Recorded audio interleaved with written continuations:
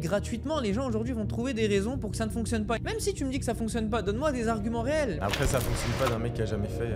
Exactement, exactement. Je me rappelle que j'avais un associé qui avait viré son lit de sa chambre, qui disait pour moi, le fait juste de m'allonger, ça cancelle tout mon travail en fait. Je m'allonge, je tombe sur une vidéo, au final, je commence à somnoler un petit peu, hop, je m'endors. Nous, dans notre cercle, on n'a pas honte de se le dire. On dit on traîne par intérêt. Soit on se fait rire, soit on s'apporte et tout. Mais combien de personnes ne sont pas capables d'ouvrir ça, déjà de le dire, tu vois, parce qu'ils ont honte. À partir du moment où tu commences quelque chose, où tu dis je vais réussir, tout le monde se moque de toi, c'est soit tu reviens en arrière et tu dis bonjour, j'ai pas réussi, on continue à rigoler sur des années et des années et des années. Moi, j'ai toujours dit, j'ai ni talent ni rien. C'est travail acharné comme un bourrin, frérot. Dans la même ligne, tu vois. Et ça a fonctionné. Ça a fonctionné. À la fin, tu finis par mieux parler, mieux présenter, mieux closer, mieux trader. C'est à combien que toi t'évalues à peu près combien t'as investi sur toi-même? 6 chiffres. 6 chiffres très facilement. J'ai toujours voulu être riche. Tu m'offres une opportunité, X, Y, Z, je m'en fous du nom, qui me permet d'être ce que je veux. Je vais le faire, frérot. Y a pas 1000 chemins dans ma tête, tu vois. Moi, j'avais même pas de chambre. Mais c'est pour ça qu'on allait à la bibliothèque. Les gens, ils savent pas ça. Mais on va le débunker tout de suite. J'avais même pas de chambre chez moi. Moi, je dormais dans le salon, les gars. C'est quoi ton avis sur le trading? Genre, t'es positif dessus, t'es négatif? Alors, moi, je dirais toujours que Épisode 24 du Cercle. Ne m'en demandez pas beaucoup, les gars, c'est pendant le ramadan. En tout cas, je suis avec un bon frérot à moi, mon meilleur ami que vous connaissez pas, que vous allez avoir la chance de le connaître à travers cette discussion. Mister Islam, comment tu vas? ça va super et toi? Ça va, nickel. Déjà en Alhamdoulilah. premier lieu, merci par rapport à l'invitation. Avec plaisir, mon frère. Ça fait plaisir. T'es chez toi ici. J'ai regardé les épisodes d'avance. Ça fait toujours du bien de pouvoir s'exprimer, de raconter les choses, de pouvoir transmettre de la valeur. Donc franchement, merci déjà en premier lieu. Avec plaisir, mon frère. T'es comme chez toi ici. Du coup, qu'est-ce que je voulais te dire? Déjà, les gens, ils savent pas comment est-ce qu'on se connaît déjà de base. Est-ce que toi, tu te rappelles l'année où on s'est connus du coup? Ah, mais... Oh, depuis longtemps, toujours la même histoire. Donc, je prends les devants, je la Vas-y, raconte. 2016, les gars. 2016. Exactement, ça fait très longtemps. Je le laisserai dire l'histoire, mais en tout cas, c'est une dinguerie, parce que tout à l'heure, je scrollais dans mes images, tu sais, dans ma galerie, et je voyais la photo en 2016. Genre, l'une des premières qu'on a prises, tu sais, c'était une chicha sur le quai de Seine. Oui, et ça date de 2016, c'est-à-dire que ça fait presque une décennie d'amitié. Et je t'en ai reconnaissant, frérot. Et vas-y, je te laisse raconter l'histoire du coup. Bah, c'est parfait. Alors, faut savoir que moi, je regarde la caméra ou je te regarde toi déjà? Bah, nous, direct, on se parle direct. Ok, parfait. Alors, faut savoir que moi, auparavant, j'ai commencé dans l'influence. Ça veut dire que je faisais tout ce qui était vidéo sur le net. Ça fonctionnait plutôt bien. Au début, c'était pas trop le cas, mais j'ai jamais lâché. Pendant 1 an, 2 ans, 3 ans, je continuais tout le temps. Et il y a un beau jour où ça a commencé à stat pour de vrai. C'est-à-dire que j'ai fait une vidéo qui a vraiment pété, franchement, qui a très très bien fonctionné. Et à partir de là, je suis monté très vite. Ça veut dire que j'ai commencé à me faire... franchement, quand même, j'ai construit une bonne notoriété. J'avais pratiquement plus de 150 000 abonnés. C'était l'époque Facebook, donc ça fait très très longtemps pour ceux qui savent. C'était une page ou un profil? C'était un profil. Et après, j'ai créé une page parce que j'avais trop de messages, je pouvais pas tout gérer, donc j'avais préféré un petit peu éparpiller tout le monde. Et c'était à l'époque où c'était très difficile de se faire une certaine notoriété. Je pense que tu t'en souviens. Je m'en souviens, avant, frérot. il fallait tout le temps avoir de la nouveauté. Il fallait tout le temps être actif. Aujourd'hui, bah, honnêtement, sur les réseaux, on voit que tu peux percer en faisant tout et n'importe quoi. Tu scrolles ton TikTok, tu vois des vidéos, elles font 1 million de j'aime, tu sais même pas comment, il n'y a même pas de valeur ajoutée. Et je me rappelle que c'était très compliqué à ce moment-là. Et ça a fonctionné. Et par-delà ce fait, ce qui s'est passé, c'est qu'on est rentré en contact, toi et moi. Je me souviens... Toi, t'as commencé les vidéos quand? Attends, situe-moi l'année. 2013? J'avais 16 ans, hein, j'en ai 27 aujourd'hui. Donc, ok, on va dire 2016, t'avais 18 ans comme moi? Ouais. À peu près? Ouais, 2014, 2013. Franchement, depuis... Enfin, ça fait très... Mais t'as percé vite, non? 3 ans où ça fonctionnait pas. Ah ouais? Ouais. On savait pas ça. 3 ans où ça fonctionnait pas. Et comme je te l'ai dit, un moment où je sors une vidéo, je vais me coucher, je me lève, je crois qu'elle a 60 000 likes. Mon maximum de likes à ce moment-là, c'était peut-être 600. Donc là, le foie, il est juste impressionnant. Je sais pas comment gérer tout le flux. Il fallait faire à l'époque, tu vois. Ouais, fallait faire. Et franchement, ça m'a donné un boost. Parce que directement, je me suis dit, il faut que pendant les 30, 60 prochains jours, je fasse au moins 1 à 2 vidéos par jour, vraiment de la manière la plus constante. C'est ce qui s'est passé. J'avais fait également tout ce qui était, pour ceux qui aimeraient situer, on va dire quel était le type de vidéo, c'était des pranks dans la rue, c'était des canulars téléphoniques, etc. Ce qui fonctionnait en réalité auparavant. Et ça amusait la galerie, c'était un petit peu de divertissement, donc ça plaisait. Et c'est à partir de là où on était rentrés en contact, toi et moi. On devait se voir à plusieurs reprises, je m'en souviens. Mais je crois que c'est moi à chaque fois. Je remettais à plus tard, je remettais à plus tard, je remettais à plus tard. Et je faisais que ça. Je faisais que de mettre des plans. Et à un moment, je crois que tu étais sur les champs.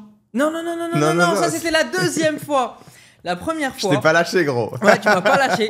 Quand Et je est-ce que vais t'es quelque- dispo cet après-midi? Moi, je t'ai dit oui. Cette fois-ci, je me suis déplacé. Et je sais plus c'était où, mais je C'était crois à que Vincennes. Ouais, voilà, Mais dans c'était pour faire du 94, sport de c'était à base. Vincennes, Exact. voilà, exactement. Et au final, on s'est retrouvés. Franchement, le feeling, il a Ouais, matché c'est pas bien directement. Il a matché directement. Je me souviens que. Ouais, à ce moment-là. Je crois qu'on est parti à Belle Épine Ouais, on est après. parti manger. On Ouais, est parti exact. manger. Et franchement, depuis ce jour-là, par la suite, je crois, on a fait que de se. Enfin, on se Ouais, on voyait se tous voyait les tout le jours. temps, exact. À Et quand mort. toi, je crois que tu étais en cours encore à ce moment-là. Ouais, c'est ça. Moi, j'étais aussi étudiant. Il faut savoir que j'étais étudiant en parallèle.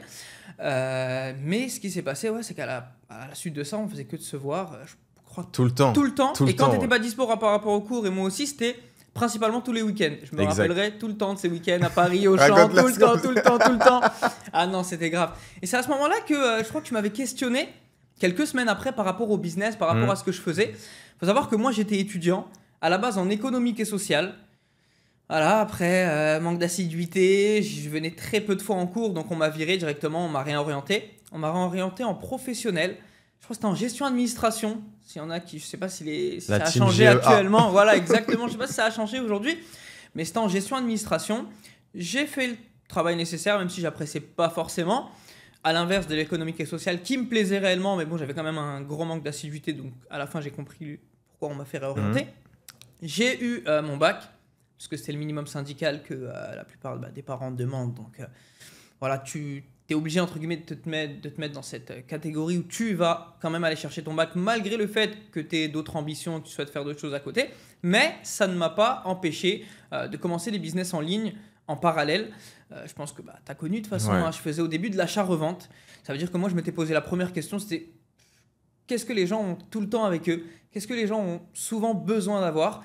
Et tout est lié en fait au téléphone portable. Donc c'était majoritairement des écouteurs, des chargeurs, tout ce qui était des coques de téléphone portable.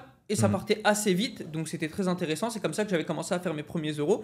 Bon, c'était pas exorbitant, hein, c'était pas des sommes colossales, mais à partir du moment où tu commences Ça à a faire du tes goût. premiers euros de toi-même et que tu es étudiant en parallèle et que tu vois que la plupart des étudiants, ils sont juste dans les études, alors que toi à côté, tu as cette petite rentrée d'argent qui te permet de vivre un minimum, tu vois, ne serait-ce que le plaisir de pouvoir chaque week-end aller au restaurant, etc. C'est quelque chose qui plaît, quoi. C'est quelque chose qui fait plaisir et c'est quelque chose qui te pousse. Donc j'avais continué et c'est toi qui m'avais questionné sur Islem, voilà, j'aimerais un petit peu que tu me parles de ce que tu fais, etc. etc. Et c'est vrai qu'à ce moment-là, moi, je comptais arrêter l'achat-revente parce que je faisais de la remise en main propre. C'est vrai que le drop aujourd'hui, c'est vraiment mis en Ouais, avant. ça aide. Et ça aide parce que tu as juste à faire une boutique. Mais il faut savoir que 10 ans en arrière, les gens étaient très sceptiques. Ça veut dire que si c'était pas Adidas ou Nike, les personnes n'allaient pas vraiment aller faire des commandes en ligne. Surtout si c'est des marques récentes ou si c'est des petites boutiques qui, entre guillemets, n'ont pas le meilleur des marketing. Donc on se pose un petit peu des questions avant de passer au panier, avant de passer à la commande. Donc je faisais pas mal de remises en main propre. Ça a créé du lien avec des clients. Et c'est ça qui était intéressant, c'est que j'ai remarqué qu'un client, si tu crées un maximum de liens avec lui, eh bien, un client d'une fois pouvait devenir un client d'une vie. Et c'est ça en fait qui a fait qu'au fur et à mesure du temps, j'ai créé cette confiance-là et je me suis dit, je ne peux plus faire de l'achat-revente parce que faire des allers-retours tous les jours, je me rappelle des fois je le faisais pendant le ramadan, je sortais en doudoune le matin parce qu'il faisait froid, mais je passais mes journées dans le RER. Je faisais ça de 9h à 19, 20h avec une grosse doudoune. Le matin il faisait froid donc il n'y avait pas forcément de soucis, mais l'après-midi quand il faisait très chaud, c'était un calvaire franchement et je me suis dit, ça y est, je peux plus, il faut que je trouve un autre business. Il faut que je trouve quelque chose. Donc on avait commencé à collaborer comme ça, toi et moi. Je t'avais fait part un petit peu de ce que je faisais. Tu t'étais mis dedans, ça fonctionnait aussi très bien. On faisait la même moyenne de somme en réalité. Et c'est à ce moment-là que c'est toi, à l'inverse de moi, qui m'a offert une opportunité. Et là, je vais te laisser justement en parler. Je t'ai parce que renvoyé tu m'as la renvoyé balle. la balle, l'ascenseur. Après, entre-temps, on a refait du coup vente de services sur les réseaux sociaux, C'est ça. des placements et tout. Et après, du coup, transition après, un mec qui faisait que t'envoyer des messages sur Snap, C'est ça. je me rappelle. En fait, Islem, il avait une très grosse audience sur Facebook et sur Snap. Et Ça moi, m'a aidé aussi, et moi toi. un peu sur Instagram, du C'est coup, vrai. via une page de Ouais. tweet. Les gars, je vous l'ai jamais dit, mais j'ai fait une page de tweet. C'est vrai, ouais. Et du coup, je gérais ça, tu vois. Et à l'époque, j'avais 40 000 abonnés. Et 40 000 abonnés, c'était beaucoup sur Instagram. C'était archi chaud pour que les gens ils aient au minimum 10K déjà pour C'est commencer, tu vois. C'est vrai, c'est vrai. Et du coup, on fait ça. Et même quand il vous a parlé de Facebook tout à l'heure, il y avait les abonnements. Je sais pas si tu t'en rappelles. Genre, en gros, tu pouvais voir combien d'abonnés il y avait sur ton compte. Oui. Et je crois, oui, toi, à un oui. moment, tu étais à plus de 200, 300 000. Oui, Ce qui oui. était énorme à l'époque, tu vois. Ouais, c'est vrai. Il y avait ni YouTube. En fait, c'était pas développé. Rien n'était C'est développé, tu vois. Et je crois même pas que Snapchat existait à cette époque. Ou peut-être Ça un peu, existait, tu mais vois. c'était très très vague. Hein. C'était pas le Exact. réseau social, on va dire, phare. C'était pas ce qui intéressait le plus Donc, de monde. Hein. donc ouais, ça a littéralement changé la manière déjà dont on consomme, les réseaux sociaux, toutes ces choses. Et du coup, après, bon, bah, Islem, il recevait beaucoup de messages de quelqu'un, comme quelqu'un qui va harceler jusqu'à obtenir ce qu'il veut, comme moi, je l'ai fait vis-à-vis de lui. Et cette personne, du coup, elle est venue vers moi, elle m'a proposé de se voir. Et moi, tu vois, moi, j'avais besoin. Faut J'avais envie expliquer de que faire- d'abord, elle est venue vers moi. Exact. Et moi, je l'ai renvoyée vers toi en me disant, frérot, écoute, j'ai pas envie de parler avec cette personne. Parle avec elle. Voilà. Je pense que tu vas comprendre pourquoi j'ai refusé. Maintenant, je te laisse faire. Et là, c'est la surprise. À mort. laisse raconter. Et du coup, là, je vais au rendez-vous, je me fais présenter l'opportunité et je démarre. Du coup, c'est un MLM trading, je démarre. Et après, j'appelle Islem, je lui dis c'est comment? Il me dit dis-moi pas que t'es rentré dans l'arnaque. J'ai dit si, j'ai rentré. Et j'attends que tu viennes avec moi parce qu'on fait toujours les trucs à deux. On faisait les trucs à deux depuis au moins un an et demi. C'est vrai, ouais. Et du coup, c'est Islem qui m'a appris à faire mes premiers euros en ligne et qui m'a ouvert la voie de l'entrepreneuriat. Si on remonte à 2016, je sais pas si j'avais 17-18 ans, mais c'est dans ces eaux-là. C'est vrai, ouais, c'est ça. Et je me rappelle que le premier truc où je reçois 8 balles, je l'appelle et je lui dis tu te rappelles ou pas? Comment on retire? Exact. Si frérot, tu vas retirer 8 euros, pourquoi? Arrête, attends que tu montes à 100, 200. Ah oui, petit truc qu'on n'avait pas précisé, c'est qu'à ce moment-là, avec la notoriété, tu pouvais très facilement débloquer des partenariats. Donc les business sur quoi on s'est basé après, parce que l'achat-revente, c'était vraiment... c'était bien au début pour les premiers euros, mais c'est très très fatigant. Donc franchement, le rapport entre ce que tu gagnes et santé, fatigue, etc. Ouais, exact. Franchement, c'était beaucoup mieux de changer, quoi, d'alterner, d'aller regarder un petit peu Vers les le opportunités digital. qu'il y avait. Voilà, exactement. Et le digital, tout se faisait en ligne. Donc c'était vraiment beaucoup plus simple. Il y avait pas forcément, ça nécessitait pas forcément d'être en forme, de pouvoir de bouger d'un endroit à un autre, etc. Et on cumulait pas autant de fatigue. Donc c'est ça aussi qu'il faut prendre en considération. Même il y a des clients qui te mettent en plan et tout. C'est faut vrai, le ouais, dire, tu vois. exactement. C'est pour ça que moi, je calais tout le temps 5-6 clients pour être sûr Exact. que j'aurais tout le temps une personne. Tu sors le matin, t'es pas sûr de ce que tu vas ramener comme euro, Exactement. mais par contre, l'effort reste le même. Exactement. Et même Et des c'est fois, les gens ils vont te compliqué. demander j'aimerais bien voir la qualité. Donc ça veut dire que la personne peut voir la qualité, Mais pas acheter. accepter. Et au final, bah, tu rentres Ou au te boulot, négocier quoi. en face à face. Quoi. Exactement. Toi, Sinon, t'as alors, un la prix meilleure- à 20 euros, il veut te non, donner. il négocie pas, Mohamed. Il vient avec 5 euros. J'ai que ça. Oh frérot, arrête, tu vois. Et toi, t'as fait 2 heures de RER pour aller dans sa ville. Exactement. Juste les prix des tickets, ils valent plus cher, déjà. Et avant, j'étais pas malin, tu vois. C'est-à-dire que je donnais des endroits où même moi, j'avais énormément de déplacements à faire. Alors que c'est toi, en réalité, qui est venu me demander. Donc, je Exactement. connaissais pas, à ce moment-là, C'est les débuts. ce rapport, tu vois, client entre l'offre et la demande. Mais tu peux faire déplacer n'importe qui où tu veux, à partir du moment où la demande est de l'autre côté, quoi. Il faut savoir que les business qui ont suivi, c'était beaucoup de partenariats, surtout parce que quand tu as 40 000 abonnés, 100 000, Ouais. 200 000, tu as beaucoup de personnes qui, justement, veulent, entre guillemets, de la publicité par rapport à des services ou des produits qu'ils vont proposer. Je sais qu'il y en a qui faisaient des flyers, par exemple, ou proposaient de faire des contenus vidéo à certaines personnes, du montage, etc. Donc, en vrai, on nous payait par rapport à ça. Et nous, on avait juste, via nos réseaux sociaux, à promotionner ça. Des pubs, voilà, des pubs, des exactement. entreprises, des restos, franchement, tout, à peu près tout. Ouais. Pour, voilà, quoi. Pour Et ça tournait bien. En tout vrai, on va produit, dire tout que service, ouais. au max, on faisait quoi 6-8 000 Ouais, Moi, c'est ce ça qui pouvait reste dans ma rentrer, tête, tu vois. Et à 6-8 C'était 000, vraiment les meilleurs mois. Après, il y avait des mois, les mois de début, On c'était faisait moins. 2005, Ouais. 2000. Mais franchement, t'as 18, 19 ans, t'es à l'école, tu rentres c'est ça. bien. C'est très très bien. Ouais, hein. t'es bien. Et je dirais tout le temps qu'auparavant, j'ai remarqué qu'on avait moins d'argent, mais on avait l'impression qu'on possédait beaucoup plus.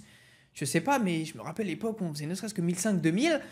Mon argent, des fois, j'ai l'impression qu'il descendait pas, quoi. Après, on en avait plus pour notre argent. Et- Tu exactement. connais l'inflation, C'est c'est vrai. venu grignoter pas C'est mal vrai, sur c'est 10 vrai, ans, c'est tu vois. vrai, c'est vrai. Donc ouais, on n'achète plus les mêmes choses. Je sais pas, le pain au chocolat, déjà, il coûtait peut-être 90 centimes, Et gros. aujourd'hui, c'est même Là, pas- un 40 ou je sais pas, t'as vu, on est presque Aujourd'hui, à tout est 50% banalisé. de Hein. plus. Tu vas même tu vois. l'acheter à 4 euros, tu vas juste dire c'est les prix, c'est normal. alors Même que- les hôtels, gros. Ouais.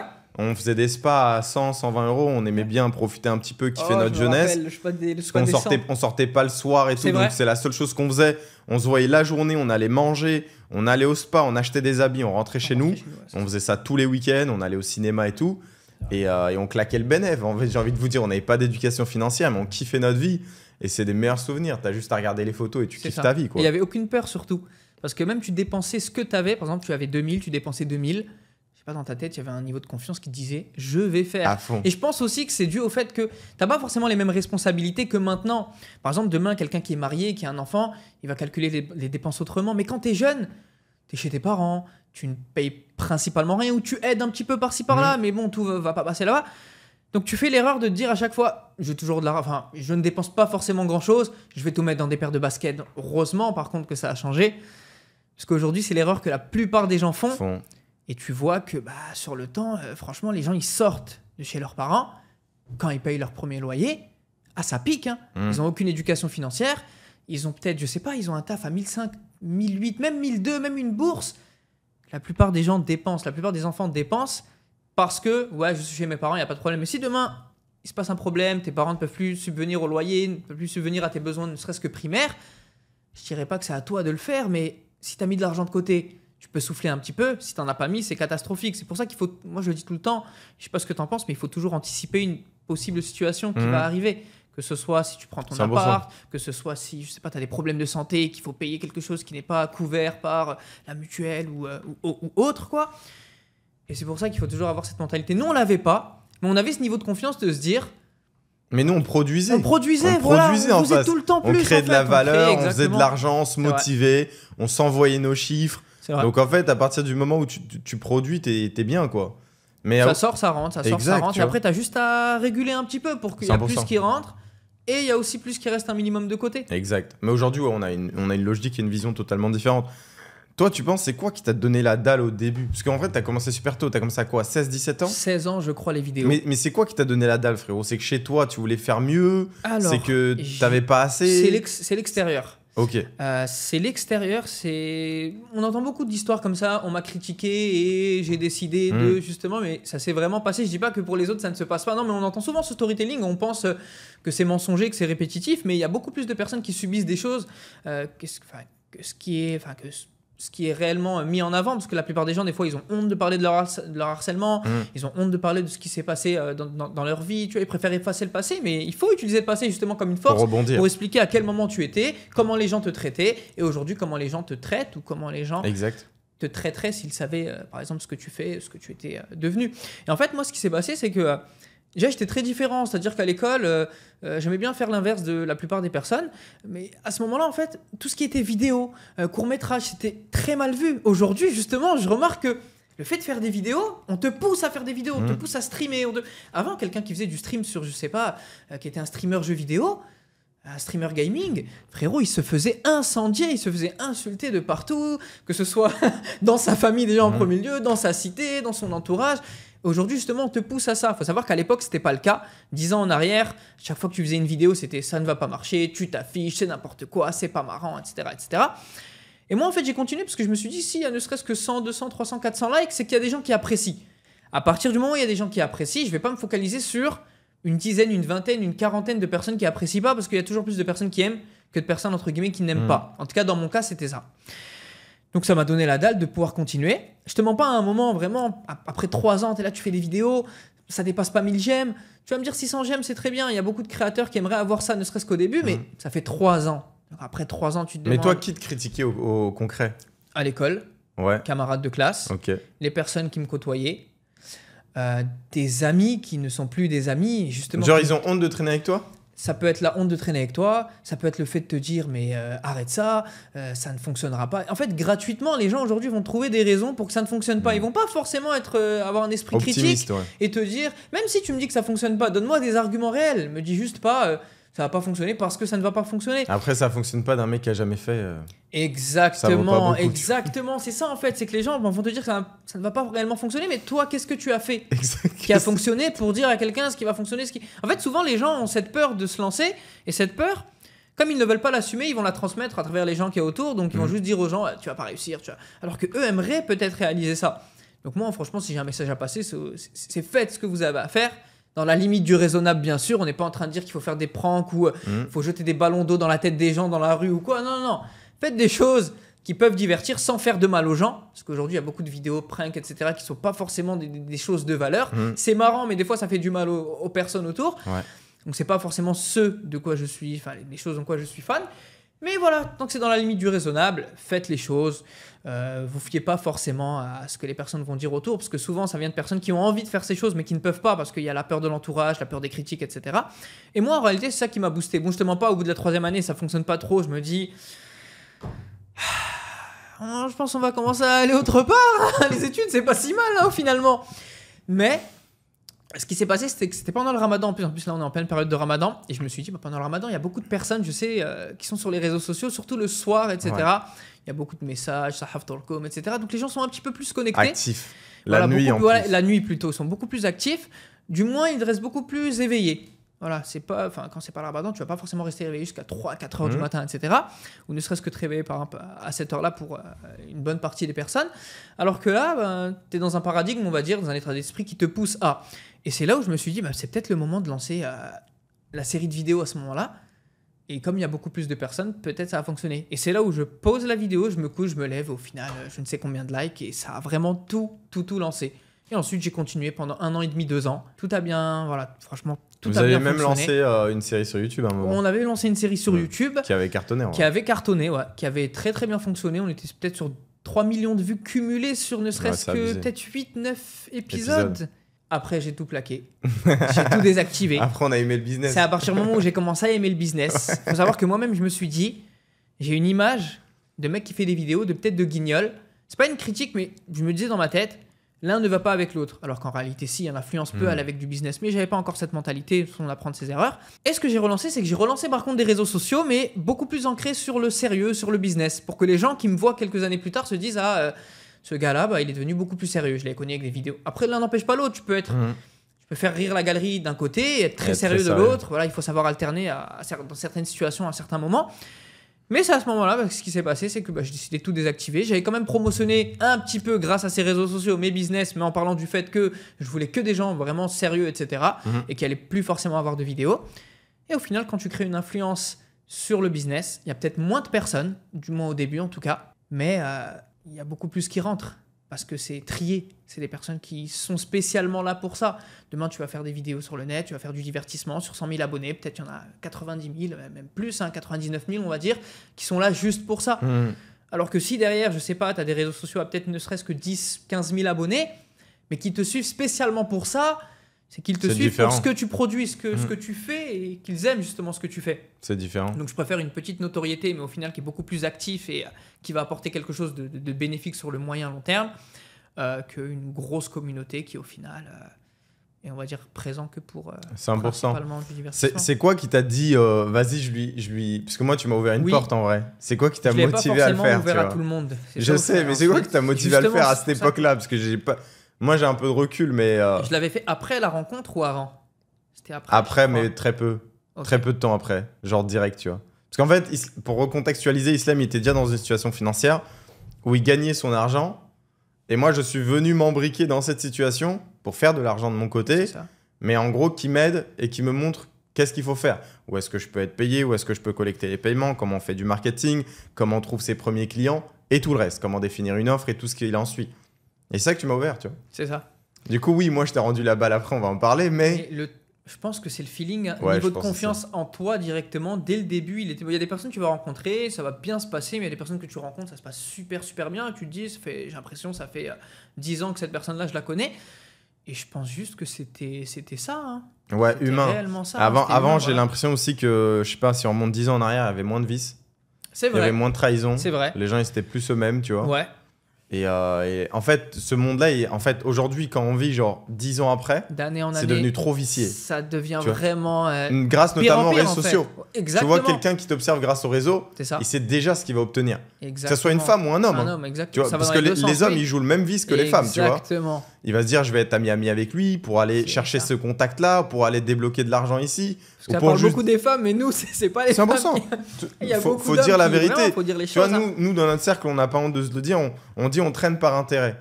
Soit on se fait rire, soit on s'apporte et tout. Exactement. Mais combien de personnes ne sont pas capables d'ouvrir ça déjà, de le dire, tu vois, parce qu'ils ont honte. Mais il y a pas de souci à ça, si c'est de l'intérêt positif. Positif, exactement. L'intérêt, il est commun. Tant que t'es pas vicieux avec tes potes, tant que t'es pas... Même demain, si tu te maries avec une femme, il y a aussi un intérêt. Tu te maries parce qu'elle a certains attributs que tu apprécies, inversement. Donc elle se marie pour toi parce que tu lui apportes ça. Toi, tu te maries avec elle parce qu'elle t'apporte ça, ne serait-ce que la tranquillité d'esprit. Tu peux parler, tu peux t'ouvrir, elle va t'aider sur certains points, etc. Elle peut te booster par rapport à... Je sais pas, demain, tu fais des business, donc tu peux avoir... t'as des idées, mais des fois, tu peux être à court d'idées. Elle peut t'aider sur ton contenu. Et toi aussi, tu lui renvoies la balle selon ses besoins, quoi, elle. Et les gens, aujourd'hui, ont du mal à parler de ce fait qu'il y a toujours, pour moi, un intérêt. Même demain, religieusement, tu vas aller traîner avec quelqu'un, tu sais qu'il est meilleur que toi, tu sais qu'il va t'apporter plus. C'est un intérêt positif, c'est des intérêts positifs en globalité. Il faut avoir le recul nécessaire de pouvoir comprendre ça déjà, apprendre, comprendre et ensuite de l'accepter, quoi, de le mettre en avant. Moi, en fait, tu pars d'un point de vue rationnel où tous les humains ont besoin des autres. C'est ça. Tu vois, l'humanité a besoin de son ami, de son proche, d'un cousin, d'un frère, d'un mec qui est dans le même bâtiment pour avancer dans une direction. C'est-à-dire que quand tu as besoin d'eau, tu demandes à quelqu'un. Et quand tu as besoin de manger, tu vas sûrement demander à quelqu'un. Et peut-être qu'il peut te renvoyer la balle. Ouais, mais dans tous les cas, c'était ça le début, tu vois. C'est ça. Avant même de savoir tout ce qu'on a aujourd'hui. Ouais. Donc pourquoi ça devrait changer? Les humains sont les humains, tu vois. Chacun sa part d'égoïsme, chacun sa part de partage. Il y en a qui poussent le partage plus ou moins loin. Moi, je sais par exemple que je peux pas traîner avec quelqu'un qui est radin. C'est ça, voilà. Toi, je pense que tu es à peu près pareil sur ça. Parce que nous, on a toujours été super généreux, tu vois, avec les gens, de la manière dont on s'est construit et tout. Il faut préciser que c'est pas une question d'argent. Parce que être généreux, parce que demain, tu as des sommes astronomiques. Pour toi, c'est 1 centime. Donc, c'est pas vraiment être généreux. C'est juste être généreux, c'est même quand tu as un petit peu. Exact. Tu vas donner, voilà, 100%. La moitié, 100%.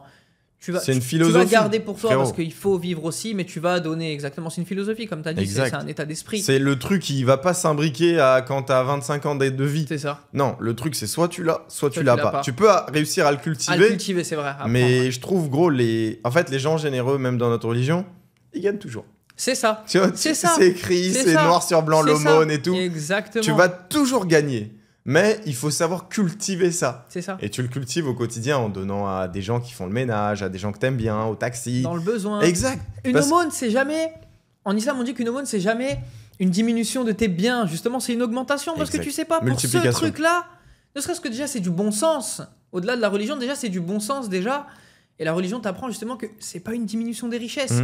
Tu vas avoir plus. Déjà même, avoir plus, c'est pas forcément que financièrement, ça va être aussi sur le point financier, mais demain, ta subsistance, elle va évoluer. Un projet qui t'était pas ouvert, la porte, elle va s'ouvrir d'un coup, tu sais pas comment. Bien sûr que tu sais pas comment, mais c'est toutes les petites actions que tu as faites.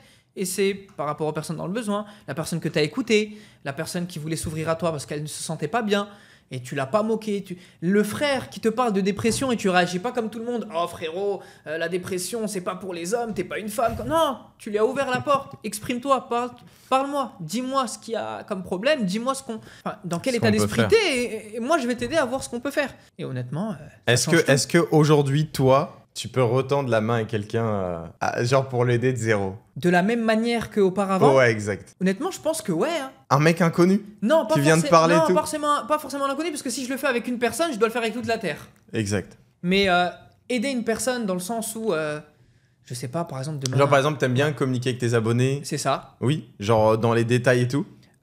Moi, je communique beaucoup avec mes abonnés. Ça veut dire que je vais au-delà du business déjà. D'accord. Je vais au-delà du business. Après, comme je te l'ai dit, aider une personne, ça revient à aider toute la Terre. Si j'aide lui, mais que j'aide pas lui, pourquoi j'aurais aidé lui et pas lui? Donc là, ça va créer un cercle où si j'aide quelqu'un, je suis dans l'obligation d'aider tout le monde et je peux pas aider tout le monde. Donc, on va être réaliste par rapport à cette question. Pas réellement. Maintenant, si tu me parles d'un proche ou de quelqu'un, ne serait-ce qui m'a aidé dans ma jeunesse, qui m'a tendu quelque chose. C'est la base. Totalement, frérot. Moi, j'ai un ami d'enfance. Je me rappelle qu'à ce moment-là, c'était lui qui, quand on allait manger un grec ou quoi, c'était ne serait-ce que 5 €, mais je les avais pas. Je demandais à mes parents qui me donnaient tout le temps. J'ai jamais manqué de rien. Mais après, tu as cette honte de demander tout le temps aux parents. J'ai plus de nouvelles de lui, mais si je le recroise, juste par rapport à ces petits gestes-là, frérot, bien sûr qu'il va rien comprendre. Il va rien comprendre. Je vais être très, très généreux avec lui. Il va rien comprendre dans le sens où je vais vraiment lui rendre fois 5, fois 10 de ce qu'il a fait. Mais maintenant, si on part du principe du postulat où c'est quelqu'un qui va me dire « Salut Slem, tu vas bien? Aide-moi ». Je peux t'aider à travers ce que je propose. Mais je peux pas faire des étincelles, je suis pas un magicien, tu vois. Moi, je communique au général, je communique au public. C'est ça. Et dans le public, c'est des solutions spécialisées pour chacun. Mais faire du one-to-one, c'est impossible. C'est impossible. Je suis d'accord. Genre, on sait pas combien cet épisode fait, on sait pas les autres contenus combien ils font. Exact. Et au final, t'as ta vie au milieu. C'est-à-dire que moi, c'est toujours une histoire d'arbitrage. T'as vu le temps que tu passes avec quelqu'un que tu connais pas. C'est du temps que t'as perdu avec tes amis proches. Exact. C'est du temps que t'as perdu à parler avec ta mère, avec ta femme, avec tous les gens que t'aimes bien. Et la vie, elle est trop rapide pour perdre ce temps-là, tu vois. Je suis d'accord. T'as vu, En fait, moi, c'est comme ça que je le vois. On travaille dans l'entrepreneuriat pour bâtir. Ouais. Mais quand tu bâtis, tu gagnes du temps dans le futur, si bien sûr Dieu le veut. Mais Le temps, ce temps-là, c'est parce que tu as envie de le récupérer plus exactement. tard, tu vois. Tu te rappelles quand on était à fond les bananes, mais vraiment à bloc. Genre, en fait, Islam et moi, aujourd'hui, genre, chacun est un petit peu dans sa vie, mais on se voit souvent, même si on ne le montre pas. Mais, genre, pendant les 5 premières années, où on fait du business, sachant que tous les deux, bah, toi, ça fait peut-être 10 ans et moi, ça fait 8 ans, du coup, c'était H24. Ah, donc, je crois que jamais on allait en tournée ensemble, on allait dans des villes ensemble, on était H24 ensemble. Et du coup, H24 à construire une entreprise et construire un réseau et construire nos compétences, nos skills, nos relations, toutes ces choses. Et après, forcément, qu'on a envie de souffler dès qu'on sort de ça. C'est ça. Parce que franchement, moi, ça m'avait fané. Hein, quand je regarde le niveau de production, déjà, la première question que je me pose, c'est comment on a fait. Parce qu'aujourd'hui, peut-être, hein, dans un futur proche, je vais pouvoir reproduire de la même manière, mais je ne me vois pas réussir à produire autant. Pour ceux qui ne connaissent pas les horaires, les amis, on était levés peut-être à 8h, minuit. Je me rappelle que moi j'aime beaucoup tout ce qui est jeux vidéo, regarder des petites séries avant de dormir, les animés, etc. Je ne regardais plus rien. Vous savez que, moi je suis un supporter du Real Madrid, j'ai plus regardé de match du Real, les amis, c'est une dinguerie pendant 2 ans. Et même moi aujourd'hui, je me demande mais comment j'ai fait, tu vois. C'est juste 90 minutes. Voilà, c'est une petite série, 2 petits épisodes de 40 minutes. Et justement, ça fait du bien au final, ça te pousse le lendemain à être beaucoup plus productif, parce qu'on va dire que c'est une sorte de récompense. Et bien pendant 2-3 ans, ça y avait plus. Et c'est pour ça qu'aujourd'hui, je me demande comment on a produit de cette manière-là, parce que quand je disais 8h, c'est pas 8h on était à la maison, 8h on était à la bibliothèque, parce que c'était calme, on pouvait travailler d'une meilleure manière. Aujourd'hui, en fait, quand tu es dans ta chambre, tu as ton lit, tu as tout, en fait, tu peux vite être dans du divertissement, tu peux vite Frérot, moi j'avais même pas de chambre. Ah oui. Mais c'est pour ça qu'on allait à la bibliothèque. Les gens, ils savent pas ça. C'est vrai. Mais on va le débunker tout de suite. C'est vrai. J'avais même pas de chambre chez moi. Moi, je dormais dans le salon, les gars. Et du coup, on allait à la bibliothèque. Pourquoi ? Parce que c'était un endroit calme.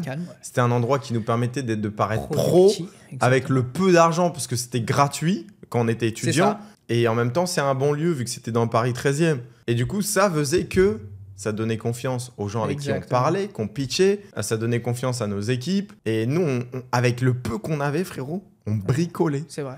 Mais on a réussi à bricoler quelque chose de cool. Donc, pour ceux qui ne savent pas, on a fait du marketing relationnel et on a appris le trading en parallèle pendant 5 ans. Et on a bâti des réseaux de milliers de partenaires ensemble en tant qu'associés et tout. On a voyagé dans le monde, tout ce qu'il en suit. Mais qu'est-ce que c'était dur au début. Ah ouais, c'était chaud. Qu'est-ce que c'était dur. En fait, on avait la passion.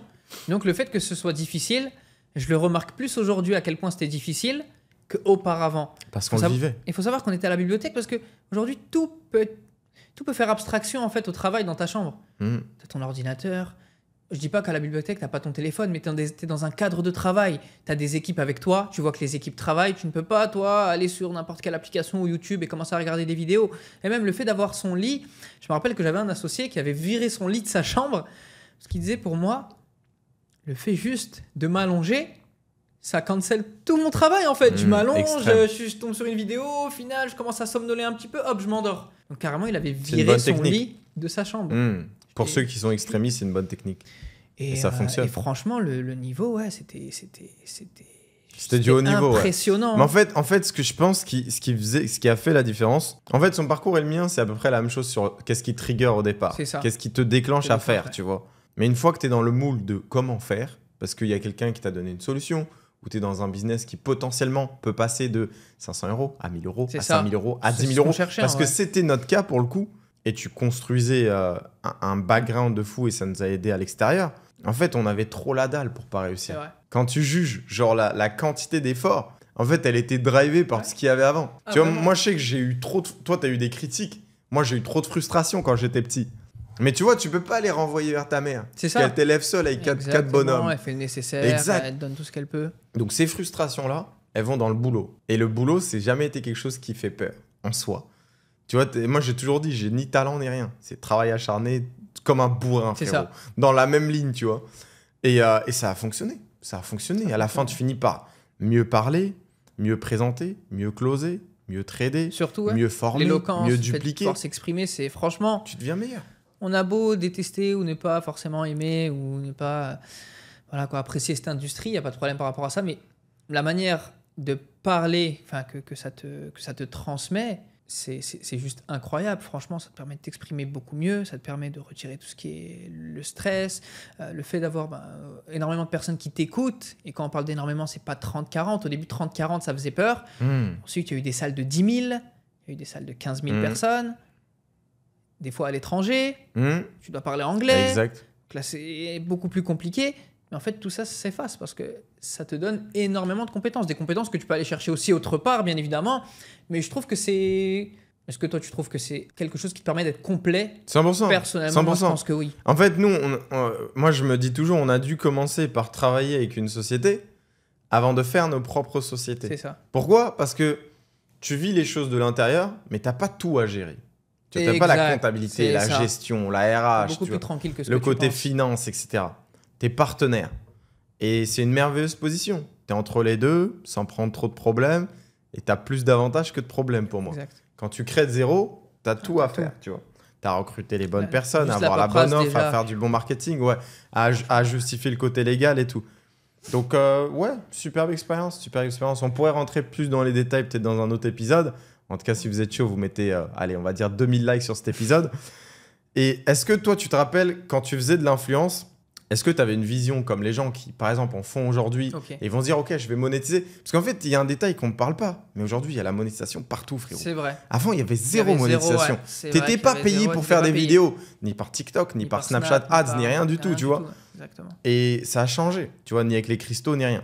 Donc, est-ce que toi, tu avais cette vision-là ou tu le faisais vraiment par passion ou peut-être pour le retour, le feedback des gens, du coup, tu avais une sorte d'approbation des gens et ça te faisait plaisir? Honnêtement, avant d'avoir l'argent, avant vraiment de l'avoir, surtout quand tu es dans une famille où tu n'as pas vraiment besoin de grand-chose, dans le sens où on te donne ce qu'on a à te donner.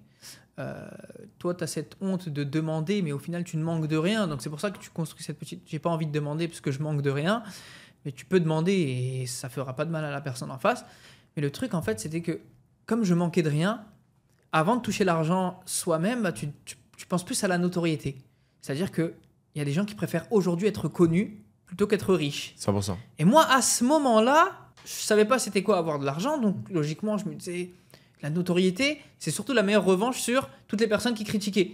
C'est plus pour ça que j'avais un coup d'œil, passion, va chercher à avoir un maximum de monde, etc. Va créer voilà, quoi, des vidéos qui vont faire énormément de vues, des millions de vues, et pourquoi pas même des millions de likes par la suite. Et c'est comme ça qu'au fur et à mesure, j'ai construit vidéo, après court-métrage, et ensuite série. Mais honnêtement, non, j'avais pas cette vision financière. Je l'avais d'un côté, parce que derrière, j'ai commencé à monétiser des services, dans le sens où je faisais ce qu'on appelait... je sais plus, c'était quoi le prénom avant. Microservice. Ouais, microservice, en gros, c'était placement publicitaire. Yes. Voilà, c'était les placements publicitaires. Avant, ça s'appelait comme ça. Et en gros, tu faisais de la pub par rapport à tout plein de choses et tu étais payé.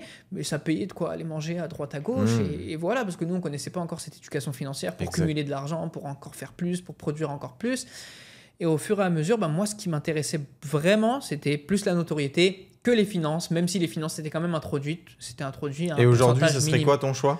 Ah, tout l'inverse. Ouais, pareil. Tout l'inverse. Toujours quand même le côté passion. Parce que sans passion, pour moi, tu te casses la tête à faire les vidéos, tu vas te casser la tête à trouver des idées. En fait, tu n'auras pas ce kiff de faire la vidéo. Tu vas recommencer une fois parce que tu as mâché un mot, tu vas directement te dire « Ah, c'est bon, j'en ai marre ». Alors que quand tu as la passion, tu peux refaire la vidéo. Moi, j'en ai refait des vidéos, peut-être une seule. Il y avait peut-être 20 ou 30 recs avant que je sorte la vidéo officielle parce que j'avais oublié ça, ça filmait pas, plus d'espace sur le téléphone. Mais toutes ces choses-là, c'est des choses qui vont te pousser. C'est comme le travail pour moi. Si tu as la passion, comme nous au début, c'est facile de rester, de perdurer. Faire 8h minuit, parce que oui, minuit, c'est l'heure à laquelle on quittait la bibliothèque, alors que la bibliothèque est fermée peut-être à 22h30, on restait dans le noir, etc. Il fallait un minimum quand même de passion pour pouvoir rester et pour continuer justement à faire ce travail. Donc, dans tout ce qui est notoriété, il faut, je pense, du 50-50. Un minimum de passion qui va te pousser à continuer et ensuite un minimum de côté, d'esprit entrepreneurial pour te dire que c'est un moyen qui peut te rémunérer, donc let's go. Quelqu'un qui nous écoute, tu penses qu'il devrait plus côté notoriété ou côté business ? Au début, côté notoriété, parce que quand tu crées de la notoriété, tu crées de l'influence, quand tu crées de l'audience, tu peux par la suite justement monétiser ce que tu as à mettre en avant, quoi. Donc moi, je porterais du principe où d'abord, en premier lieu, tu crées de l'audience. Quand tu crées de l'audience, tu peux créer de l'audience par tout moyen. Les gens aujourd'hui, en fait, ils sous-estiment beaucoup leurs capacités. Tu sais, il y a des gens qui savent faire plein de choses avec leur tête, avec leurs mains, qui sont bons dans tout ce qui est, je sais pas, par exemple, le côté mode, tu vois, fashion, qui vont te faire des tenues incroyables, mais encore cette peur de on va trouver ma tenue bizarre, trop extravagante, trop nanani. Et en fait, le monde, il évolue. Les gens, ce qu'ils n'acceptaient pas avant, la plupart des gens l'acceptent aujourd'hui. Tu vas juste voir le côté mode. Il y a des trucs, si tu les portais auparavant, frérot, tu te faisais vanner pendant 70 ans. Et je suis pas forcément un fervent défenseur des tenues extravagantes, etc. Moi, j'aime bien être simple. C'est pas mon dada. C'est pas quelque chose que je vais critiquer. Fais ton truc là-bas, fais ton truc là-bas, il n'y a pas de souci. Tant que voilà, ça reste dans la limite du raisonnable, il n'y a pas de problème. Mais le truc, c'est quoi? C'est que ces personnes-là vont avoir peur de justement mettre leur talent, on va dire, en avant, au service, on va dire, du monde en réalité. Parce que quand tu crées de la valeur, c'est au service des personnes qui t'entourent, quoi, qui sont que ce soit autour de toi, dans ta famille. Ça peut être tes amis, ça peut être surtout des personnes externes. Parce que ça, on n'en parle jamais, mais c'est souvent les personnes externes à ta famille et tes amis qui vont te donner beaucoup plus d'intérêt, qui vont valoriser tes projets à une certaine hauteur, alors que même les personnes que tu côtoies ne valorisent pas forcément ça à cette même hauteur-là. Mais moi, je partirais du postulat où il faut en premier lieu créer un minimum d'audience. Pas besoin d'aller chercher je ne sais combien d'abonnés, mais juste tu montres que tu es actif, tu crées du contenu sur ce que tu aimes, tu innoves, et ensuite, et pour la plupart, vous pensez que faire une audience super qualifiée, c'est faire des choses extravagantes. Par exemple, acheter des nouvelles voitures, acheter des nouvelles montres, etc. Déjà, vous ne pouvez pas comparer votre niveau 1 à niveau 15 de quelqu'un pour commencer déjà. Bien. Et faites au plus simple. Nous, on regrette peut-être l'époque où on a commencé et on n'a pas tout documenté dès le début. Exactement. Parce qu'en fait, on était tellement insouciant, inconscient, avec un tas d'erreurs, avec un tas de choses à optimiser, que ça aurait cartonné. Genre l'histoire de deux potes qui, au fur et à mesure, montent ensemble et pendant 5 ans, qui build et qui après se retrouvent dans des trucs incroyables, qui gagnent des superbes revenus et tout. Donc la success story, elle est super belle. Mais on aurait trop aimé la documenter. Et vous, la plupart qui bâtissez, vous n'êtes pas là à ouvrir vraiment le derrière, les problèmes, les chutes, les erreurs, les moments d'angoisse, les moments où tu sais pas trop si tu fais le bon choix. Et je trouve que c'est dommage. Tu vois, c'est dommage parce que ça, c'est le contenu authentique qui peut le plus résonner aux gens. C'est vrai. Nous, on met le focus sur ce podcast pour vraiment revenir au début. Donc là, on est encore au tout début. On n'est pas encore sur ce qu'on fait aujourd'hui ni dans le futur. Pourquoi? Parce qu'on essaie un petit peu de vous correspondre ce quel était notre mental. Qu'est-ce qu'on faisait concrètement? Combien de temps on était prêt à bosser? Parce que ça, c'est la réalité telle qu'elle est. J'aurais voulu te la montrer, mais j'étais pas sur YouTube. J'ai commencé en 2023. Tu vois. Caméscope, et donc, franchement, on aurait pu... 100%, frérot. Tu filmes les nuits de doute. Exact. Bon, les gars, aujourd'hui, ça fonctionne pas. J'ai fait 2 ventes. Ouais, ça a merdé, tu vois. Arrêter, je pense. J'ai un truc qui a sauté, il y a un truc qui s'est pas passé comme prévu. Mais c'est... Faites-le, tu vois. Genre, au bout d'un moment, tu vois... Trop réfléchir, c'est se paralyser. C'est ça. Et il faut faire pour apprendre. En faisant, tu vas apprendre. Nous, on a appris. La première fois, on m'a donné un putain de micro. On m'a dit, Mohamed, tu vas parler sur scène. Je dis, hop, c'est combien de temps là? Elle m'a dit, ouais, c'est juste maître de cérémonie. Il faut dire bonjour aux gens, leur dire d'éteindre leur téléphone et de rester concentré. J'ai bugué 45 fois sur 2 phrases. Mais c'est ce qui m'a permis après de faire des conférences en anglais, de kiffer, d'être super bien, d'avoir levé des salles et tout. Mais c'est de là que ça commence, quoi. Ouais. Des scènes de 30-40 minutes. Là, on parle pas juste d'une introduction de quelqu'un pendant 2 minutes, mais ouais, les gens ont peur de l'erreur. Trop peur. Et ils ont peur aussi du regard des autres. C'est ça qui les paralyse, frérot. Genre, c'est ça qui est dommage, parce que il y a des cercles qui seront jamais à ton service. C'est vrai. Et t'as toujours peur des gens qui pensent autour de toi. Les gens changent d'avis. Les gens changent de direction. Même dans notre propre famille, les gens ont changé de direction par rapport à ce qu'on faisait. Tu sais, au début, on est en mode... Moi, j'étais en mode ovni, frérot. Ouais. Je parle de trading, de...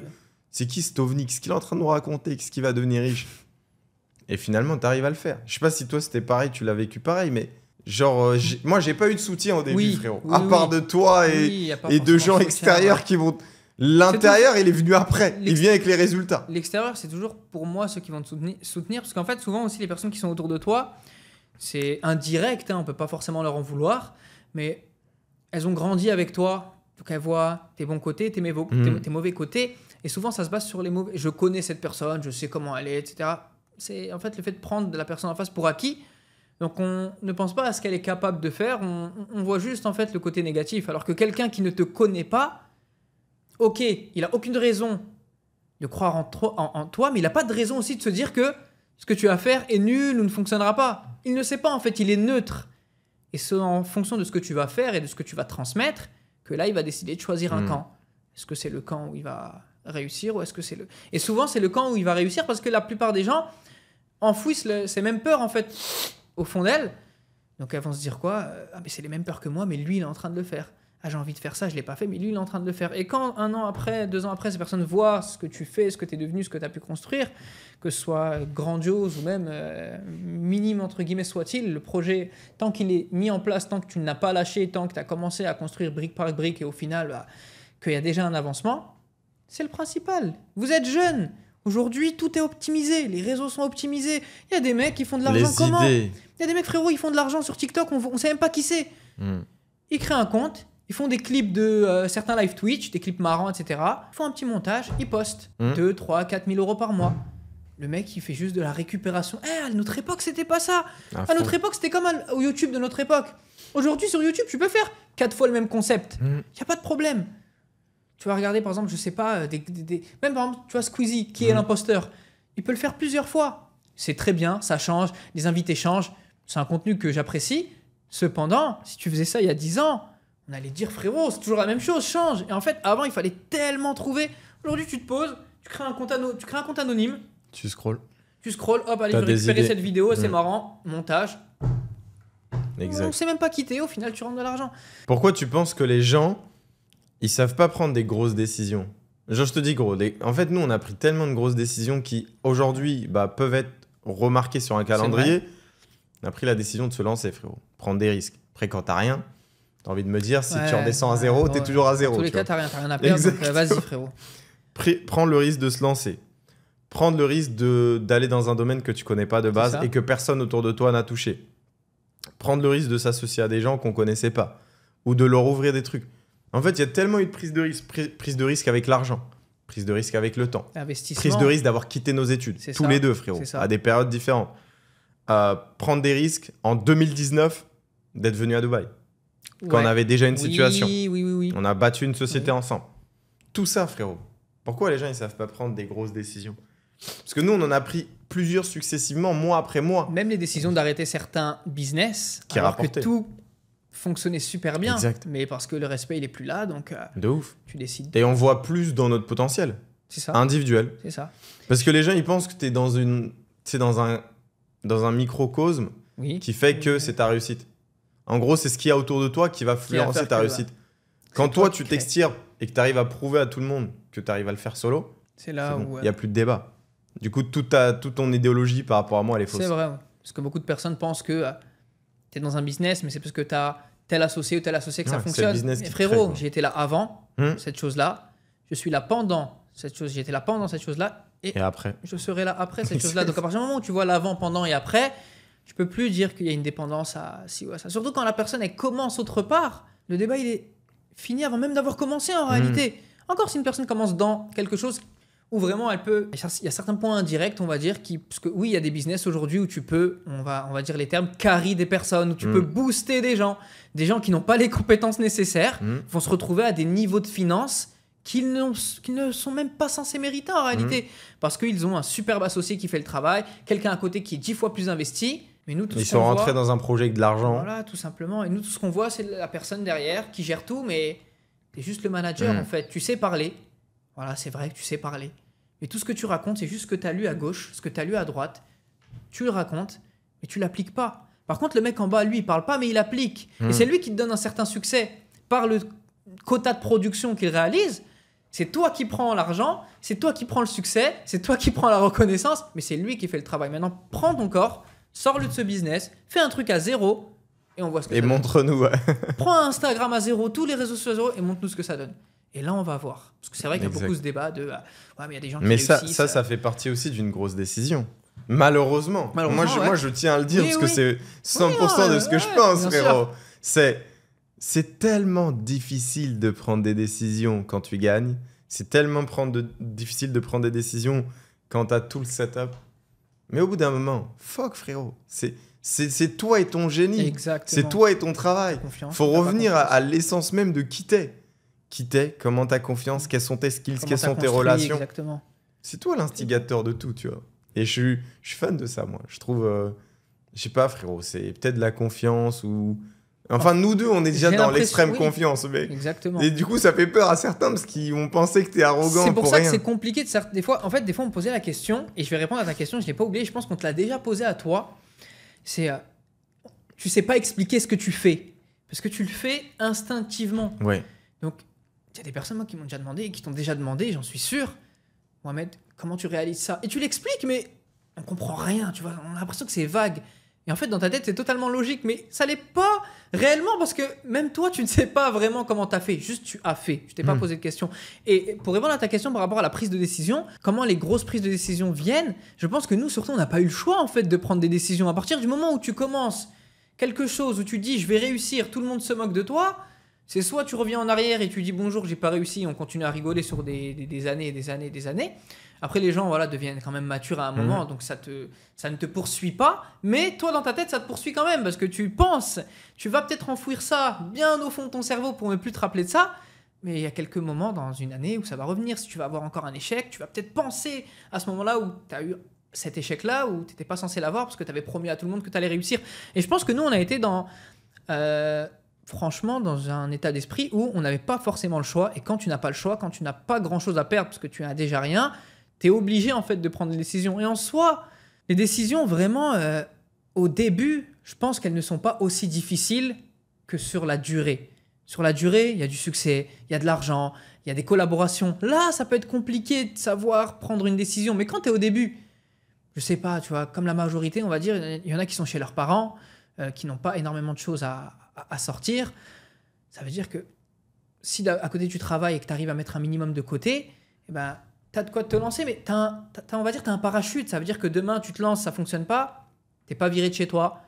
On ne va pas te dire tu as du retard sur ton loyer, donc voilà, salut, on te dégage. Tu n'as pas de pression de la société. Pas de pression, quoi. Exactement. Le frigo, il est rempli. En fait, tout est fait pour que tu puisses être dans un cadre, dans le minimum. On va pas dire le minimum syndical, parce que c'est clairement pas le minimum. Hein. Franchement, tu es nourri, tu es logé. Quand tu regardes aujourd'hui. Tu sais que c'est fou parce que toi, tu es super optimiste dans ta manière de lire les choses. Mais ça, gros, à l'inverse, c'est toxique pour quelqu'un. Tu vois le sens ou pas? Oui. Mais frérot, c'est parce qu'en fait, nous, on a une manière de lire les situations qui est la nôtre, qui est super positive, super vers l'avant.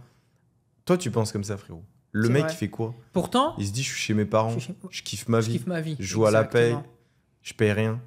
Et du coup, frérot, il peut se retrouver à 30 ans encore chez ses parents. J'ai eu des discussions, parce que là, il y en a qui vont peut-être répondre en disant, oui, mais quand tu regardes l'inflation, les étudiants qui ont du mal, etc., c'est vrai, hein, c'est pas quelque chose qu'on va contrer loin de là, mais l'un n'empêche pas l'autre. Ça n'empêche pas qu'il y a des enfants, il y a des jeunes, je dis des enfants, j'ai l'impression qu'ils ont 12 ans.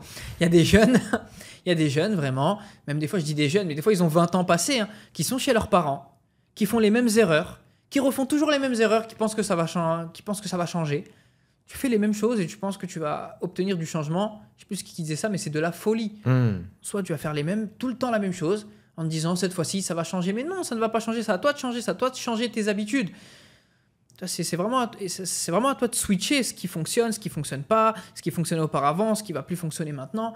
Mais le truc, c'est que même si voilà, tu parles d'optimisme, je suis quelqu'un qui pense positif, mais je suis aussi quelqu'un qui ne va jamais aller dans la toxicité positive, qui va savoir aussi me dire non, j'ai le droit d'être négatif, j'ai le droit d'être saoulé, c'est juste un temps. J'ai le droit d'avoir des problèmes, les problèmes sont faits pour être résolus justement, ils sont faits pour que je puisse me poser des questions déjà, me faire une remise en question, et trouver petit à petit qu'est-ce qui va pouvoir me faire sortir, on va dire, de cette situation pénible.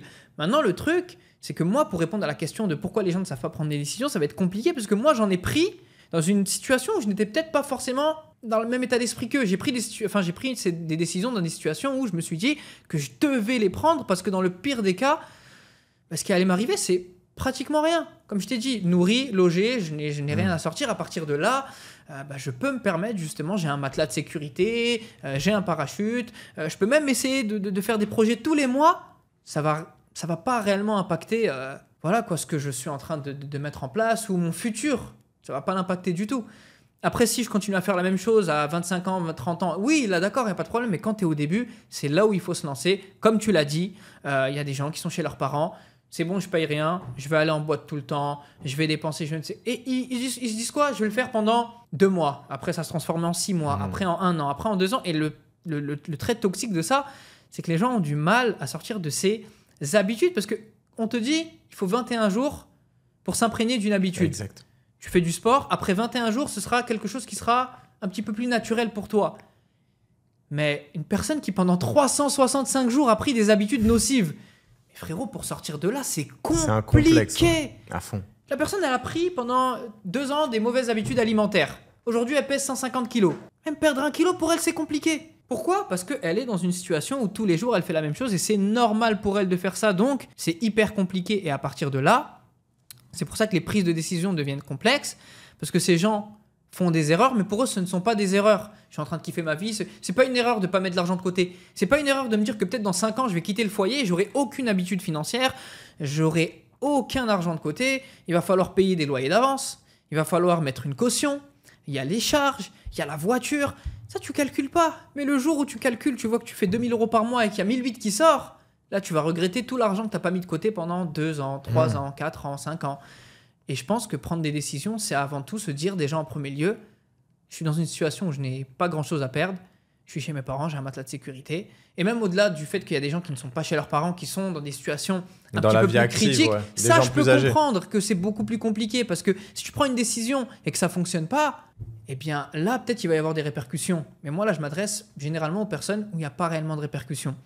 Maintenant, même les personnes qui peuvent avoir des répercussions, ce qu'il faut se dire, c'est une décision en réalité. Si elle est calculée, elle ne va pas t'apporter réellement de négativité. Les gens aiment bien parler de risque, mais pour moi, le risque, quand il est calculé, n'est plus un risque, justement. C'est une opportunité. Je prends une opportunité, je ne prends pas un risque.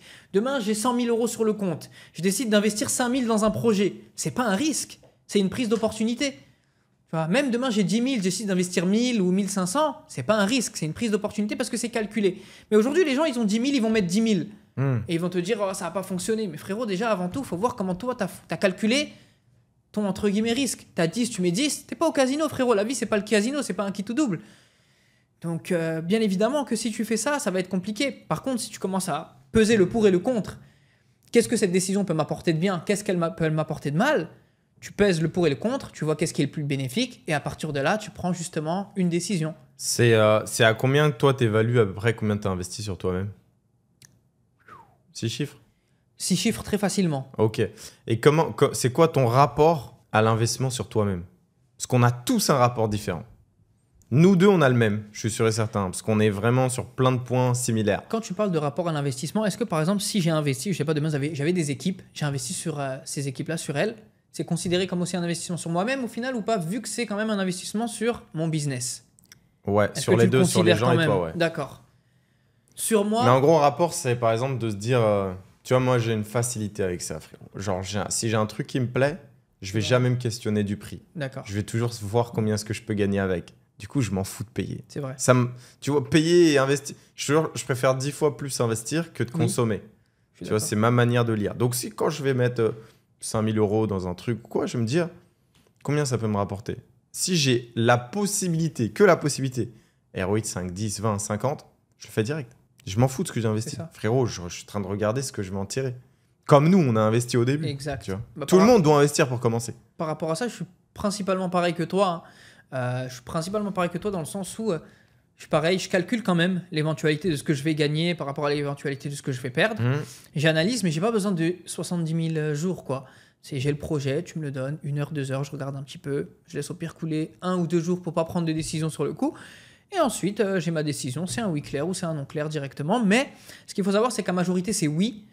Parce que quand le projet est bon, je me dis que si je calcule mon investissement et que ça n'empiète clairement pas sur mon avenir, sur les choses que j'ai, eh bien, je vais investir. Ça peut être un rapport qualité-retour-prix très, très intéressant. Au point où carrément, j'ai même investi dans des projets où j'ai gagné et après j'ai perdu. Mais le fait d'avoir perdu ne m'a pas mis en tête le fait d'arrêter de continuer à investir sur moi. Et en plus, majoritairement, quand j'ai perdu dans des projets, j'ai pas perdu l'argent que j'ai investi. J'ai gagné de l'argent, donc des bénéfices que je n'ai jamais pris parce que je me disais, allez, tout le temps, cette vision long terme. Et au final, les bénéfices sont revenus à 0. Donc, je m'en sortais avec ma mise d'investissement un petit peu moins. Mais j'ai aucun rapport où je vais me dire non, je ne vais pas investir, non, c'est trop pour moi, c'est trop élevé, parce qu'il y a toujours si le projet est bon, il y a toujours quelque chose à obtenir derrière. Bien évidemment, c'est pour ça que je fais quand même une analyse du projet. Et après, par rapport à ça, comme je je te l'ai dit, hein, c'est principalement comme toi, c'est-à-dire par rapport à l'éventualité où je vais faire plus que ce que je vais investir. S'il y a la possibilité de, bien évidemment, en mettant les formes, en mettant le travail nécessaire, c'est pas juste je pose et je suis comme ça, ukulélé, et voilà, tout va tomber, non. Eh bien, il n'y a pas de problème, je me lance. Et si ça fonctionne, tant mieux. Et si ça ne fonctionne pas, je m'en fous. Frérot, je suis un adulte. J'ai pas 18 ans, même s'il y en a qui ont un très bon niveau de maturité, mais vous m'avez compris. Le fait de dire que j'ai pas 18 ans, c'est qu'entre mes 18 et mes 27, des erreurs, il y en a eu, des bonnes décisions, il y en a eu. Donc je sais que je suis responsable, je suis un adulte. Si je gagne, c'est moi. Si je perds, c'est moi aussi. C'est pas la faute de monsieur, c'est pas la faute de l'autre. Je suis un grand garçon, je sais si je dois prendre la décision ou pas, surtout que j'analyse les projets derrière. Donc moi, jamais ça me freine, jamais ça me met en tête de me dire que si je me mets dans un projet et qu'au final il n'est pas fonctionnel, eh bien ça va me créer de la réticence pour d'autres projets, parce que si ça m'en crée pour d'autres projets, ben en fait je fais plus rien à chaque fois, quoi. Ça veut dire que ça va créer un cercle vicieux de l'échec où je vais me dire à chaque fois j'ai échoué une fois, donc je vais échouer au second projet, donc je ne le fais pas, le troisième non plus ne me parle pas, le quatrième non plus, au final je reste figé, je ne fais rien, et ne rien faire, c'est le meilleur moyen de ne rien avoir aussi. Donc je suis pareil que toi, et toi c'est quoi ton moi en fait je kiffe l'investissement parce que depuis le début de ce qu'on a fait inconsciemment et qui ensuite est devenu quelque chose de conscient, tu vois, on a appris à un petit peu schématiser le truc à l'intérieur et comprendre comment on investit notre argent, comment on le dépense. Les rouages en gros. Exact. Mais au tout début, en fait c'est simple, j'ai toujours voulu être riche. Tu m'offres une opportunité, X, Y, Z, je m'en fous du nom, qui me permet d'être ce que je veux. Je vais le faire, frérot. Il n'y a pas 1000 chemins dans ma tête, tu vois. Parce que si c'est pas cette solution, les autres solutions disponibles, je les connais déjà. Oui. Études, je suis dedans. Pour faire un travail derrière, je connais déjà de ce que j'ai vu et constaté. Même si t'es jeune, frérot, t'as la chance de voir. C'est vrai. Si tes yeux voient, ils comprennent. T'as pas besoin de... Et du coup, tu vas voir des gens qui évoluent de manière très steady, très moyenne au fur et à mesure des années. Et il n'y a pas d'upside trop haut. Parce que tu vas pas avoir une augmentation de salaire tous les ans, par exemple. Exact. Et encore, tu vas peut-être avoir 1 ou 2% et l'inflation te les bouffe. Je veux pas. Donc, vu que je veux pas ce package-là, certes, il est un peu miné, il est compliqué. Je dis pas que l'entrepreneuriat, c'est simple. Mais 100%.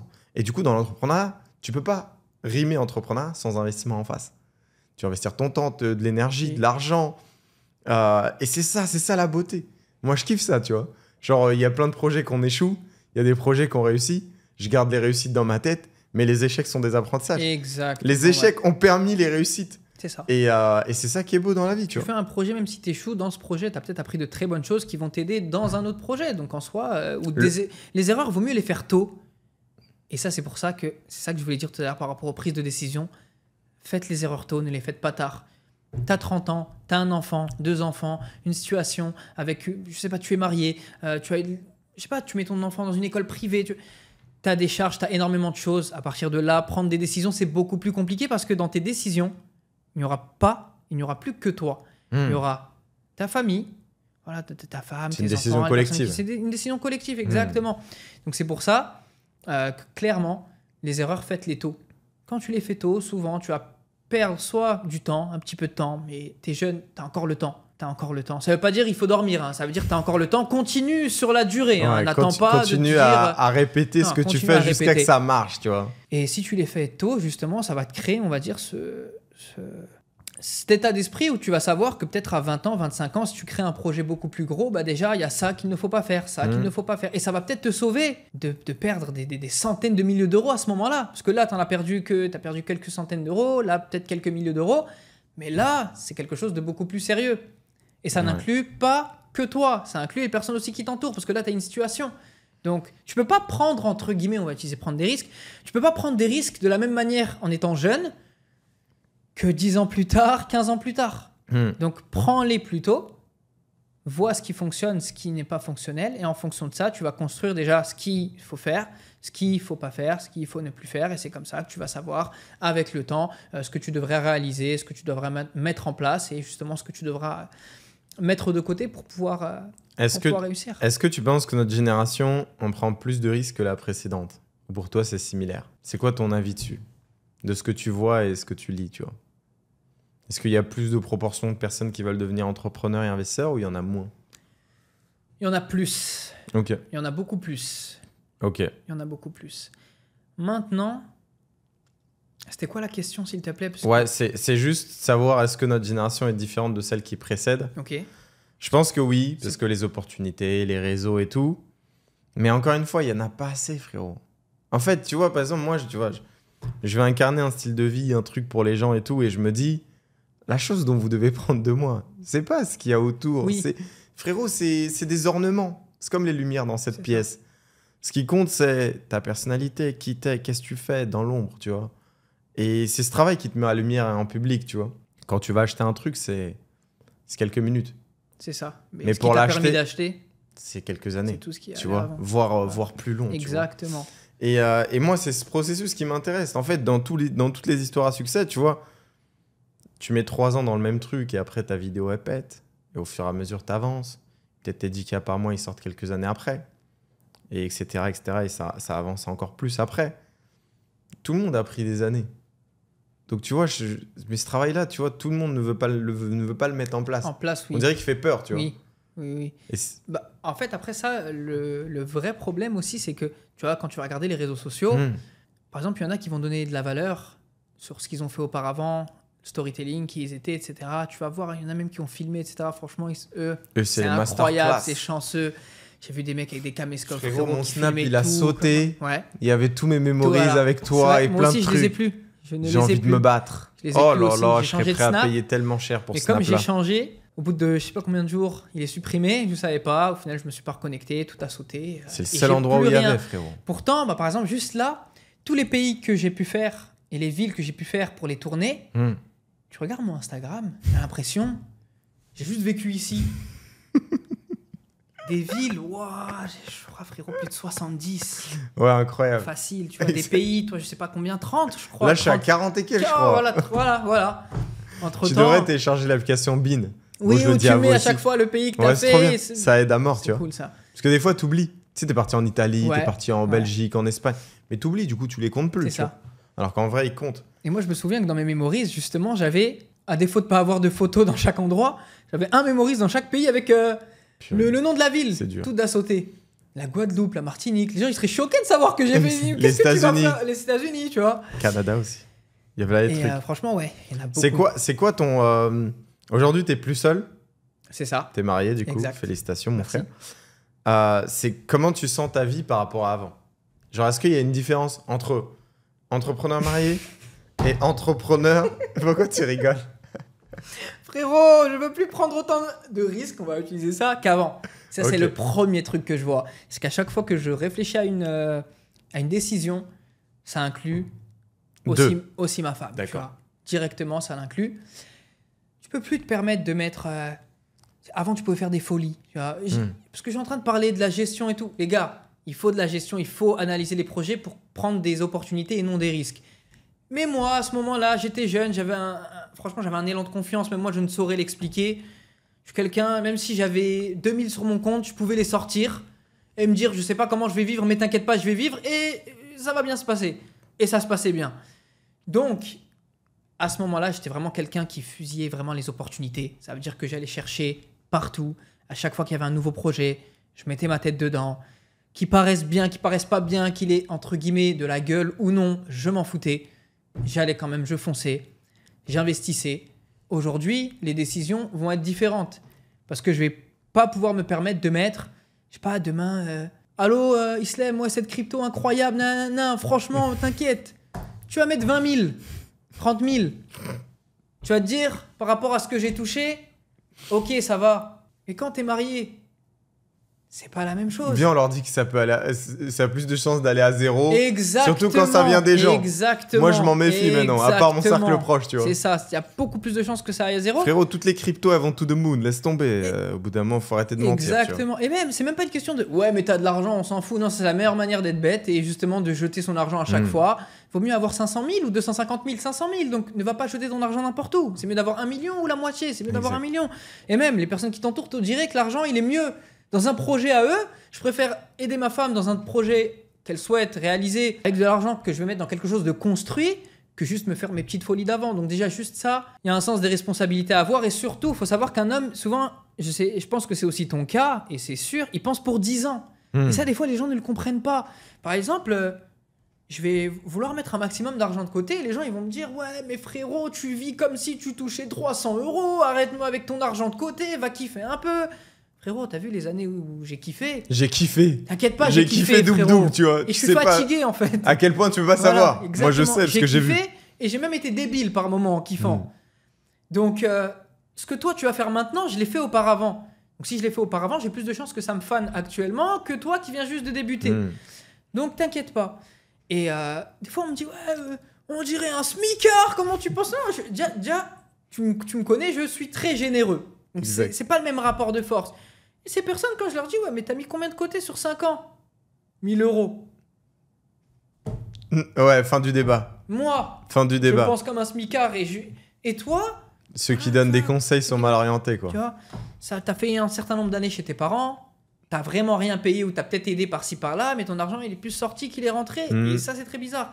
Donc en réalité, comme je t'ai dit, l'homme il pense souvent pour 10 ans. Il pense même à l'enfant que peut-être il aura mais qu'il n'a toujours pas. Dire mais il est bizarre lui, pourquoi? Parce qu'en fait tout ça rentre en compte. Faut jamais oublier que tout peut venir et tout peut partir. Exact. La subsistance elle vient.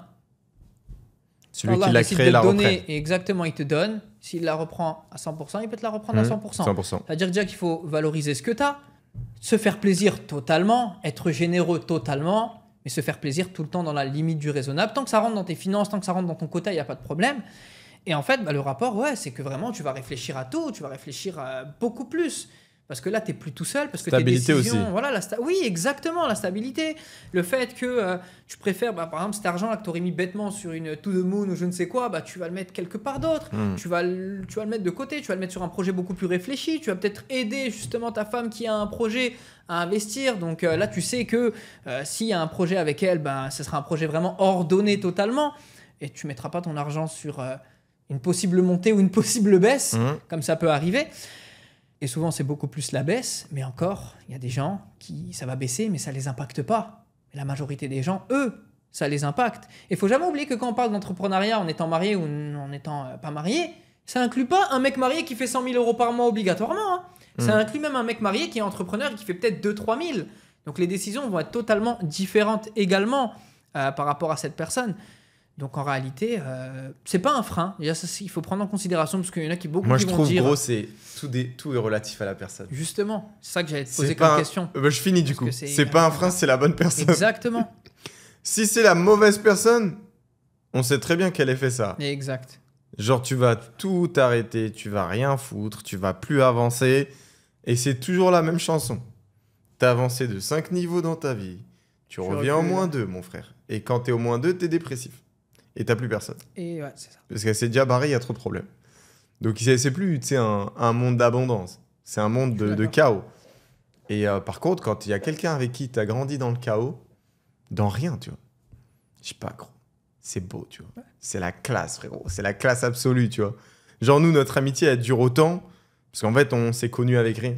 C'est-à-dire que, gros, moi, je te dis tout le temps, mais tu m'appelles dans 10-20 ans, je serai toujours là. Peu importe. Pourquoi? Parce que, frérot, c'est le noyau de base. Voilà. Le peu de personnes, mais vraiment peu. Je sais même pas si je peux mettre 2-3 personnes que je connais depuis mes débuts.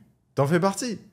C'est non négociable. Et du coup, quelqu'un avec qui, tu vois, tu peux avoir cette histoire-là, amoureuse, à la fin, faut conclure, frérot. Faut être un homme, faut marier. Exact. Bon moment, mauvais moment, dans tous les cas. Faut conclure des deux côtés. La meuf, elle a pas peur. D'ailleurs, une meuf dubitatif, je sais pas ce que t'en penses, mais en vrai, go lâcher le truc, tu vois. Parce qu'en fait, tu vois, si t'as une femme que t'as envie de marier, elle a déjà des doutes avant le go, là, ça va être quoi après? Parce que la vie, c'est que des soucis. Ça dépend juste de la réaction que tu as face à ces problèmes. C'est les prises de décision, encore une fois. Exact. Enfin, les prises de décision. Il y en a qui reculent face à ça. Parce que, tu sais pas, hein, demain on a un accident, demain tu es handicapé, demain tu perds trop de mémoire, tu as perdu ton argent, tu as ta mère qui décède. Il n'y a que des problèmes dans la vie. Faut une vraie soldat ou un vrai... Comme elle, en tant que femme, ont besoin d'un vrai soldat à côté qui va apporter de la confiance, de la sérénité et de la vision. C'est complémentaire. Parce que t'en as qui vont parler de frein, mais frein dans quoi? Ouais, mais regarde, dès que tu t'es mis avec elle, tu as commencé à être un petit peu plus minutieux sur tes investissements. Mais être minutieux, par exemple, sur des projets d'investissement, depuis quand c'est une idée bête? Au contraire, c'est une idée bête pour les gens bêtes. Combien de femmes souffrent du fait que leur mari fait n'importe quoi avec l'argent?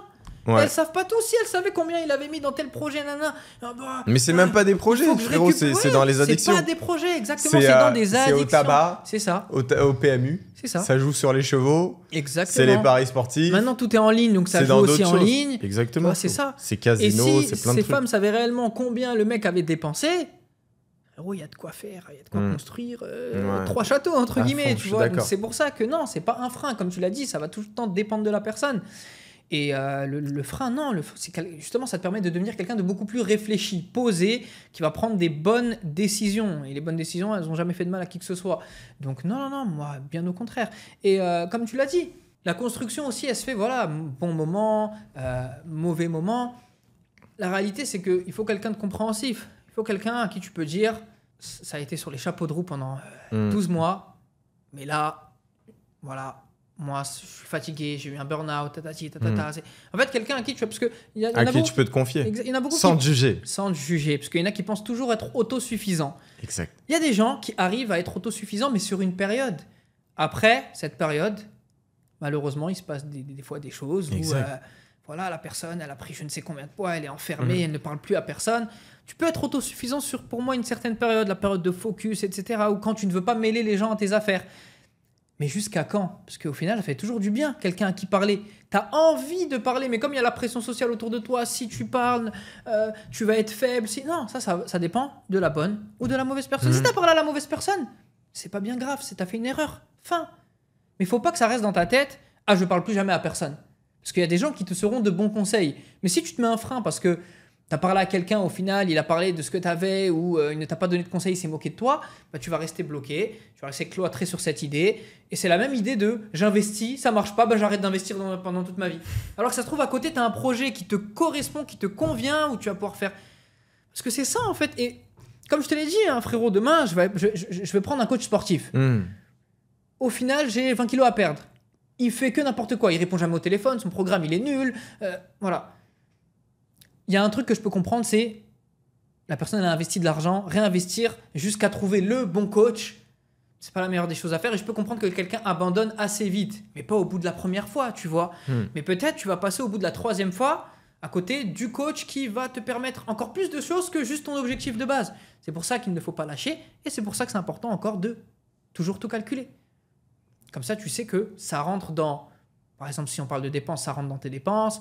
Est-ce qu'actuellement, tu es dans le bon état d'esprit? Est-ce qu'actuellement, tu es dans un mood où tu peux justement te permettre, tu as de l'énergie, tu es bien, tu as envie? Oui. À partir de là, c'est OK. Et tant que tu es un bonhomme, tu assumes tes responsabilités, tu as fait un bon diagnostic en amont. Pour moi, c'est important de tout parler. Okay. Moi, je dis toujours, mais si je peux vous donner un vrai conseil, c'est pour trouver la bonne personne, il faut parler de tout. Il n'y a aucun sujet tabou. Qui doit être évité. Part de absolument tout, de l'éducation des enfants à la place de la religion, à la vie professionnelle, à la vie amicale, aux loisirs. Parle de tout. S'il se passait ça, comment on devrait réagir, c'est mieux de trop en parler que pas assez. C'est vrai. Parce que après, vous allez vous engager et vous allez voir qu'en fait, il y a des visions divergentes. Il peut y avoir des visions divergentes avec lesquelles vous êtes mis d'accord. D'accord. Compromis. Exact. Mais quand c'est trop divergent sur certains points, ça donne un cocktail Molotov et voilà pourquoi ça finit en divorce. Parce que les gens, ils communiquent pas assez. Ils aiment bien aller au resto, faire des cinémas et aller... et faire des artifices, quoi. Il faut parler alors sérieux. Que le plus important, j'ai la flemme. Pourquoi vous esquivez les sujets sensibles? Si, par exemple, t'as toujours voulu que ta femme soit de la même religion, mais que t'as jamais osé lui dire alors que ça fait 8 ans que vous vous côtoyez, t'attends quoi, frérot? Que le déluge arrive ou c'est quoi Faut en parler. Tu vois, faut en parler. Les gens préfèrent le sentimental au rationnel. C'est comme les gens qui vont aller prendre quelqu'un qui est tout l'inverse de ce qu'ils veulent.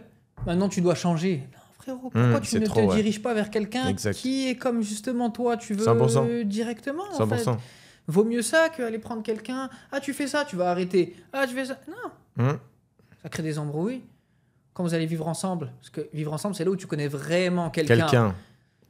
Même on parle de ça, mais c'est amicalement surtout. Amicalement, nous, on a fait des tournées, des voyages, et il y a des personnes, elles ont des très bons comportements. C'est pas qu'elles ont des mauvais comportements à l'intérieur, non. C'est qu'elles sont bien en dehors, mais quand tu es avec elles, vos deux comportements ne matchent pas forcément, quoi. Et c'est OK, il n'y a pas de souci. Vous n'êtes pas censé vivre ensemble pendant 100 ans. Mais, et là, je parle par exemple d'un ami, quoi. Tu ne vas pas vivre avec lui éternellement. Mais le truc, c'est que, allez soit vers des personnes directement qui vous correspondent, Et ne venez pas dicter ce que vous voulez alors que ce que tu veux, il est peut-être juste à côté. Et aussi, tu sais, souvent, parce que c'est un sujet hyper important que tu as souligné, les gens évitent les sujets importants, ils préfèrent le divertissement au cinéma, et quand quelqu'un quitte à un moment la table parce que ça va plus, bah, l'homme ou la femme va dire, je sais pas, l'homme, je sais pas, elle m'a quitté parce que, un exemple, je lui ai pas donné, je lui ai pas donné assez d'amour, c'est ce qu'elle m'a dit aujourd'hui, qu'elle en pouvait plus, etc., etc. Mais lui, en fait, il va catégoriser que le jour J. Il va pas catégoriser que ça fait 3 mois qu'elle lui demande des choses, il a jamais fait. Et en fait, c'est le surplus qui va faire qu'à un moment, elle va péter un plomb, et elle va préférer partir plutôt que rester et créer en fait des ambiguïtés, des prises de tête, etc. Mais lui, ce qu'il va catégoriser dans sa tête, c'est juste ouais, je lui ai pas donné d'affection ce jour-là, ce lundi 1er, donc elle a décidé de partir. Frérot, ça fait 3 mois qu'elle te demande des petits gestes par-ci, par-là, un petit cadeau ici, un petit... Et toi, tu ne fais pas. Et toi, en fait, tu vas baser toute la finalité sur ce jour-là. Alors que non, en fait, ça fait depuis très très longtemps que ça s'est accumulé, justement, après l'accumulation.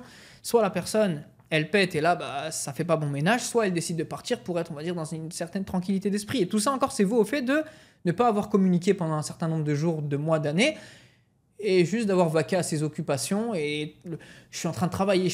C'est vrai, il n'y a pas de problème. Il y a des gens qui focus, des gens qui travaillent, il y a des gens qui veulent construire beaucoup plus pour les personnes qui les entourent et c'est respectable. Mais frérot, il y a 24 heures. Tu as une petite heure. Même, je sais plus c'est quel livre, mais il y a un entrepreneur qui disait une petite récompense à la fin de journée, ça fait toujours plaisir. Petite récompense, si tu vas te mater une série, tu vas au cinéma, tu vas au bowling. Il faut pas faire abstraction de petits divertissements, entre guillemets. Ça va te permettre de souffler et justement d'être content de pouvoir entamer une nouvelle journée demain en te disant à la fin, c'est le dessert en fait. Voilà, tu as réussi à obtenir ton petit cadeau à la fin de ta journée, c'est la récompense par rapport au travail fait à 100%. Tout ce temps. Si on change de sujet, on revient au business. Toi, c'est quoi que tu fais du coup actuellement ? Alors actuellement, moi ce que je fais, c'est que je fais de l'investissement déjà pas. Je me suis vraiment calé en investissement crypto à fond. C'est-à-dire que je pense qu'il y en a qui le savent, mais le Solana, etc., il y a un moment où c'était très très très très très bas. Des périodes basses, on en a connu. Hein. Il en a mis bien du monde. On en a connu des périodes basses. Hein, et là, c'est là où j'avais développé justement une meilleure stratégie d'investissement. Parce que moi, avant, j'étais comme la plupart du monde, la plupart des personnes, c'était vision long terme, quoi. Je retire jamais, etc. Vision long terme, sauf que c'est cyclique, quoi. Ça monte, ça descend. Donc au final, si je retire jamais, pendant ça va 2 ans monter. et demi, t'as éclaté tous tes profits, quoi. C'est monté, ça redescend, oh non. C'est remonté, ça redescend, oh non. Je vais passer ma vie à faire ça en fait. Et j'ai jamais pris 1 euro au final parce qu'il n'y a rien qui a été retiré. Donc ce que je commençais à faire, c'était investir. Dès que ça atteint un pic, je retire un pourcentage, je le stack, mets de côté, je laisse tourner le reste. Si ça continue à monter, il y a une partie qui tourne, ça me fait des bénéfices en plus. Si ça redescend, tant mieux.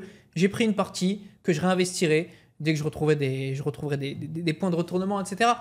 Et en soi, ça m'a vraiment permis de pouvoir mettre en place, c'est pas moi qui ai inventé cette stratégie, mais j'ai remarqué que beaucoup de personnes, malheureusement, quand elles investissaient en crypto, c'était principalement que du je pose et je laisse tourner. Et elles n'ont pas forcément d'indication quand retirer, quand laisser tourner.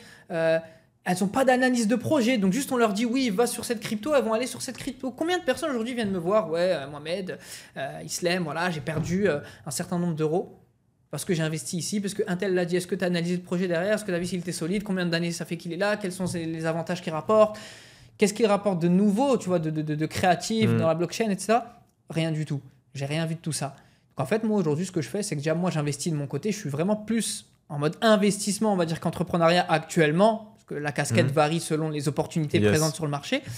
Et j'accompagne vraiment un maximum de personnes à pouvoir investir au mieux, à savoir quel pourcentage retirer, à savoir clairement quand justement pouvoir faire en sorte de réinvestir, quels sont les meilleurs points de retournement pour pouvoir re-rentrer, pour pouvoir ressortir. Et au final, ça permet à des personnes avec des petits capitaux, tu vois, des gens qui commencent avec 300, 500, 1000, de pouvoir créer de la trésorerie. Moi, c'est mon mot d'ordre, c'est ma phrase d'ordre, créer de la trésorerie. Pour au final, tu commences avec un petit capital à 500, tu t'en sors quelques mois après avec peut-être 3500, 4000, c'est très bien. Et cette somme pour réinvestir, c'est franchement hyper intéressant. En parallèle aussi, ce que j'avais décidé de faire, bon, je pense que tu es dedans, de toute façon, tu connais tout ce qui est les signaux, etc. Ouais. C'est très très bien. Quand la personne derrière fait du très bon taf, les gens font aussi des belles performances.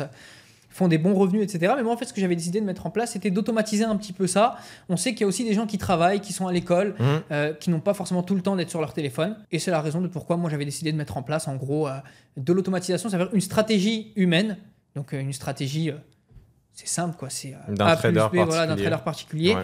qui va faire en sorte d'être dupliqué directement sur un logiciel. Et en fait, TP, SL, dès qu'il y a des opportunités, il y a des paires précises qui sont déjà choisies, prédéfinies. Et en fait, directement sur ces paires de devises-là en question, vu que la stratégie elle est plus basée sur ces paires-là, où c'est les paires qui sont le plus tradées, eh bien, il y aura des opportunités qui seront prises, peu importe l'heure, que la personne soit en train de dormir, qu'elle soit au travail, à l'école, qu'elle ne soit pas sur son téléphone, qu'elle soit en période d'examen, donc qu'elle soit en train de réviser, donc elle ne peut pas tout le temps, on va dire, être sur son téléphone. Et c'est ce que j'ai décidé de mettre au service de tout le monde, parce que ça facilite quand même une partie des personnes. Ouais, c'est plus Même simple. s'il y en a quand même qui aiment bien avoir la main mise sur leur Ouais, il y en a capitaux. qui préfèrent le manuel, Et d'autres manuel, automatique. Il y en a pour les deux donc, écoles et c'est parfait, le plus voilà. important, c'est que les gens ils soient à se l'aise. retrouvent tu vois. là où ils souhaitent, quoi. Exact. Là où ils ce qu'ils veulent. C'est quoi ton avis sur le trading? Genre, t'es positif dessus, t'es négatif? Bon, je pense que si t'en fais, c'est que t'es Oui, positif, Je suis mais positif dessus. c'est quoi ton avis du coup sur le milieu? Alors là, Sur le domaine, le milieu, les gens, peu importe, la compétence, qu'est-ce que ça peut t'apporter? Alors, Le tout, tu vois. Moi, je dirais toujours que les domaines majoritairement sont... Les business en général, majoritairement, ils peuvent être bons. Si tu ne réussis pas dans un business, c'est que souvent, c'est la personne qui n'est pas au mieux. Parce que le business en soi, c'est pas un être humain. Donc, c'est pas quelqu'un à qui tu vas pouvoir en vouloir. S'il y a des gens gagnants dans un business, c'est que tu peux réaliser quelque chose. S'il y en a qui ont des revenus, qui arrivent à dégager des revenus, c'est que tu peux dégager des revenus. Maintenant, il y a deux choses. Ton état d'esprit face à l'investissement, face à l'entrepreneuriat. Est-ce que tu vas y aller dans un état d'esprit où tu vas te dire « je vais être patient, d'abord je vais investir sur moi-même, je vais engranger des connaissances, je vais faire en sorte d'apprendre un minimum le domaine et je vais savoir là où je mets les pieds » ou même si tu ne sais pas forcément où tu mets les pieds, tu vas aller contacter par exemple des personnes qui font ce business-là et qui vont te mettre en premier lieu sur le fait de connaître en fait qu'est-ce que ce business-là avant de mettre les pieds dedans. Pourquoi ? Parce qu'aujourd'hui, on va beaucoup trouver de personnes. Moi, je trouve que, comme je t'ai dit, en général, les business sont bons.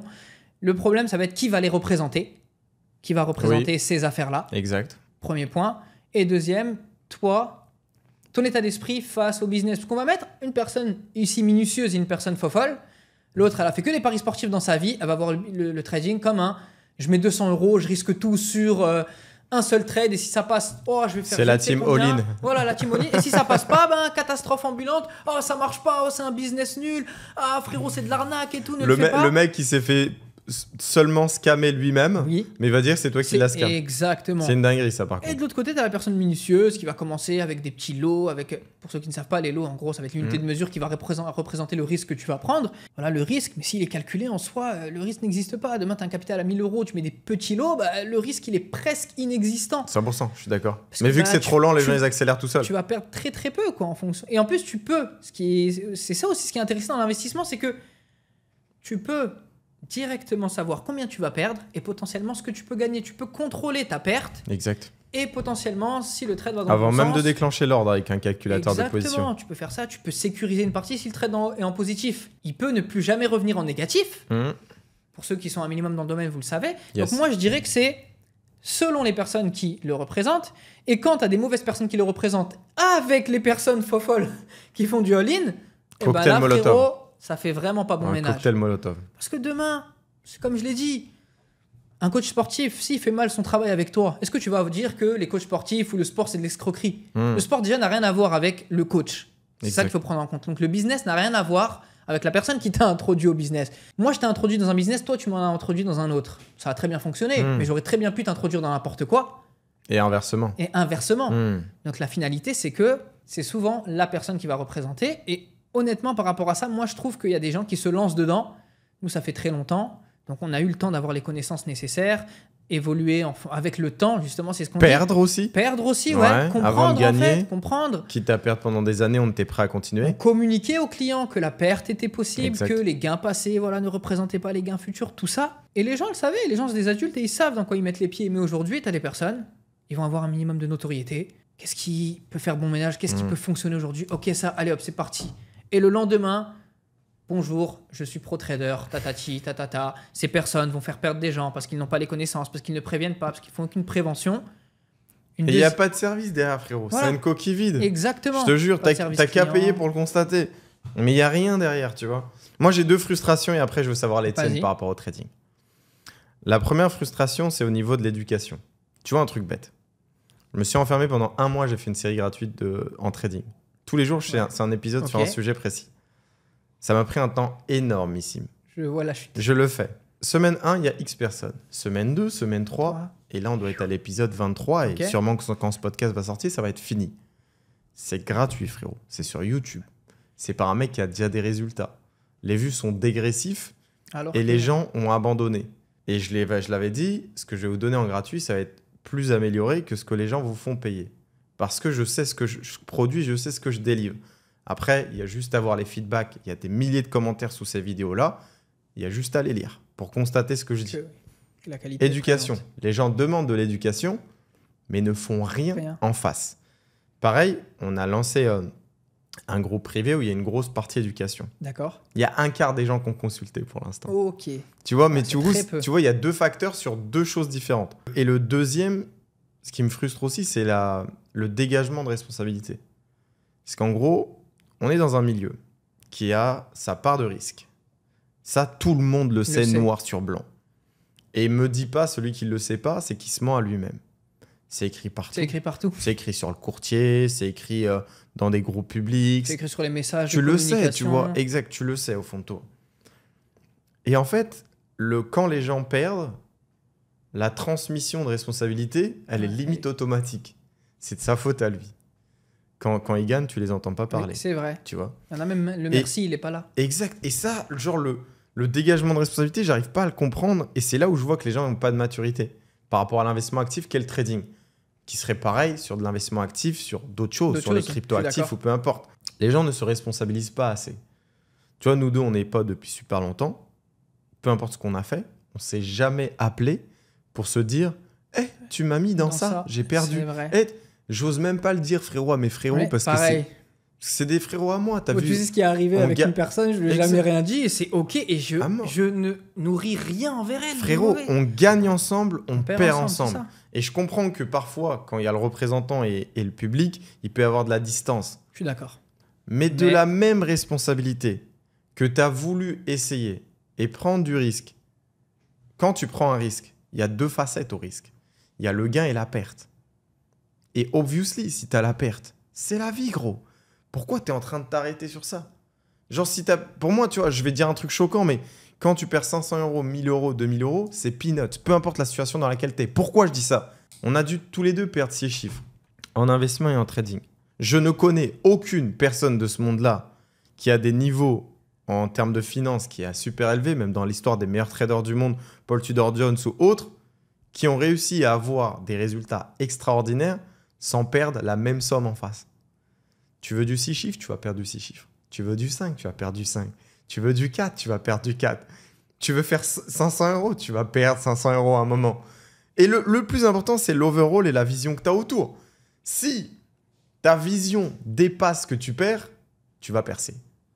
Si ta vision est restreinte à ce que tu vis aujourd'hui, t'es mort. C'est comme un mec qui lance un bise, frérot, 1 an, ça fonctionne pas. Bah, et après, ouais. Lui, il a la vision des 1 an. Le mec qui s'extirpe de cette vision et qui va 3 ans, 5 ans, 7 ans, il carbure, frérot. Les meilleures années, c'est les 4 dernières années. Les 4 premières n'étaient pas aussi belles Que- financièrement que les 4 dernières. C'est normal, parce qu'il y a une évolution à tout, mais on a décidé de ne pas abandonner. Est-ce que toi, tu as d'autres frustrations par rapport à ce Bah, moi, milieu-là je que voulais tu veux rebondir. exprimer tu vois? Ce que je voulais rebondir sur ce que tu avais. De toute façon, je t'avais expliqué dès le début. Voilà, il y a les personnes qui font du quitte ou double. C'est majoritairement ces personnes. Comme tu as dit, tu avais dit un truc intéressant. Les personnes qui investissent ça, voilà, il faut être prêt à perdre. Exact. Après, le truc, c'est quoi? C'est qu'il y a une grosse majorité des personnes qui perdent.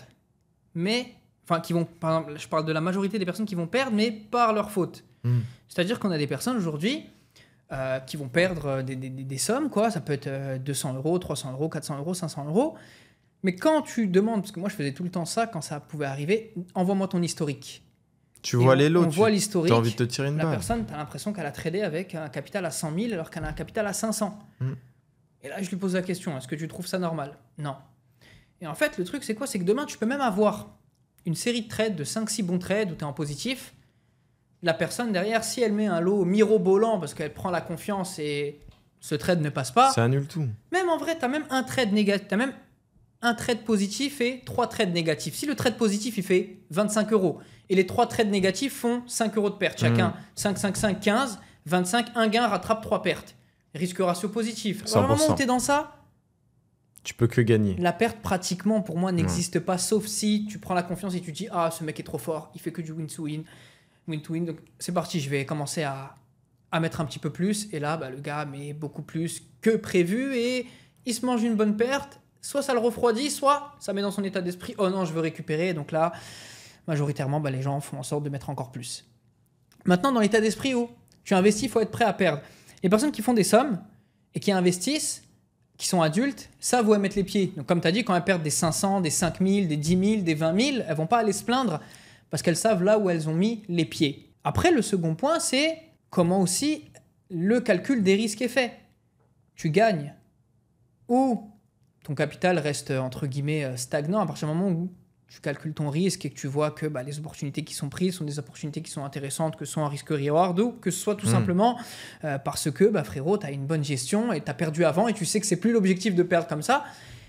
Par contre, il y a beaucoup de personnes qui vont perdre, mais qui ne vont pas déjà apprendre de leurs erreurs, qui vont juste vouloir remettre un capital le plus rapidement possible. Mais les gars, c'est une compétence, ce n'est pas les paris sportifs, ce n'est pas... Voilà, c'est pas mettre, entre guillemets, certaines sommes sur quelque chose, soit ça passe, soit ça casse. C'est pour ça qu'il faut comprendre aujourd'hui que moi, ce qui me frustre aussi, c'est ça, c'est le fait de se retirer la responsabilité automatiquement, alors que... Alors, en fait, tu vois, vu qu'ils font ces micro-décisions à l'intérieur d'une journée, et qu'on n'est pas avec eux à leur donner la main, par contre, nous, on leur a préconisé le risque qu'il faut prendre. Exactement. Et vu que ce risque était trop ennuyant et trop lent, ils ont décidé d'en faire à leur sauce. À leur sauce, exact. À partir du moment où tu sors du cadre que je t'ai proposé, tu prends 100% des responsabilités de ce que tu fais. Je suis d'accord. Et moi, je le dis toujours, tout ce qui monte très vite, descend super vite. Très vite. Tout ce qui monte lentement, descend lentement.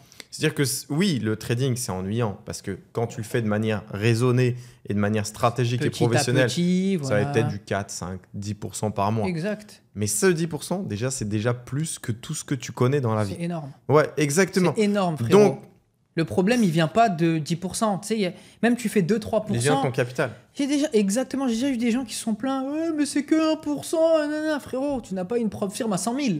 1% là-bas, il t'aurait fait un salaire mensuel, 1000 €, hyper intéressant. Exact. Il y a des gens qui travaillent pour ça. Toi, tu peux l'avoir, tu l'as, même si tu travailles à côté, tu l'as aussi avec un complément de revenu, avec un service, voilà quoi, où clairement, tu n'as pas besoin de te lever et de faire 35 heures. Clé en main, semaine. ouais. Donc, le problème ne viendra jamais du pourcentage. Pourcentage, tant qu'il est positif, on a gagné. On a gagné, fin de l'histoire, que ce soit 1%, que ce soit 3%, que ce soit... Le problème, il vient du capital, c'est tout.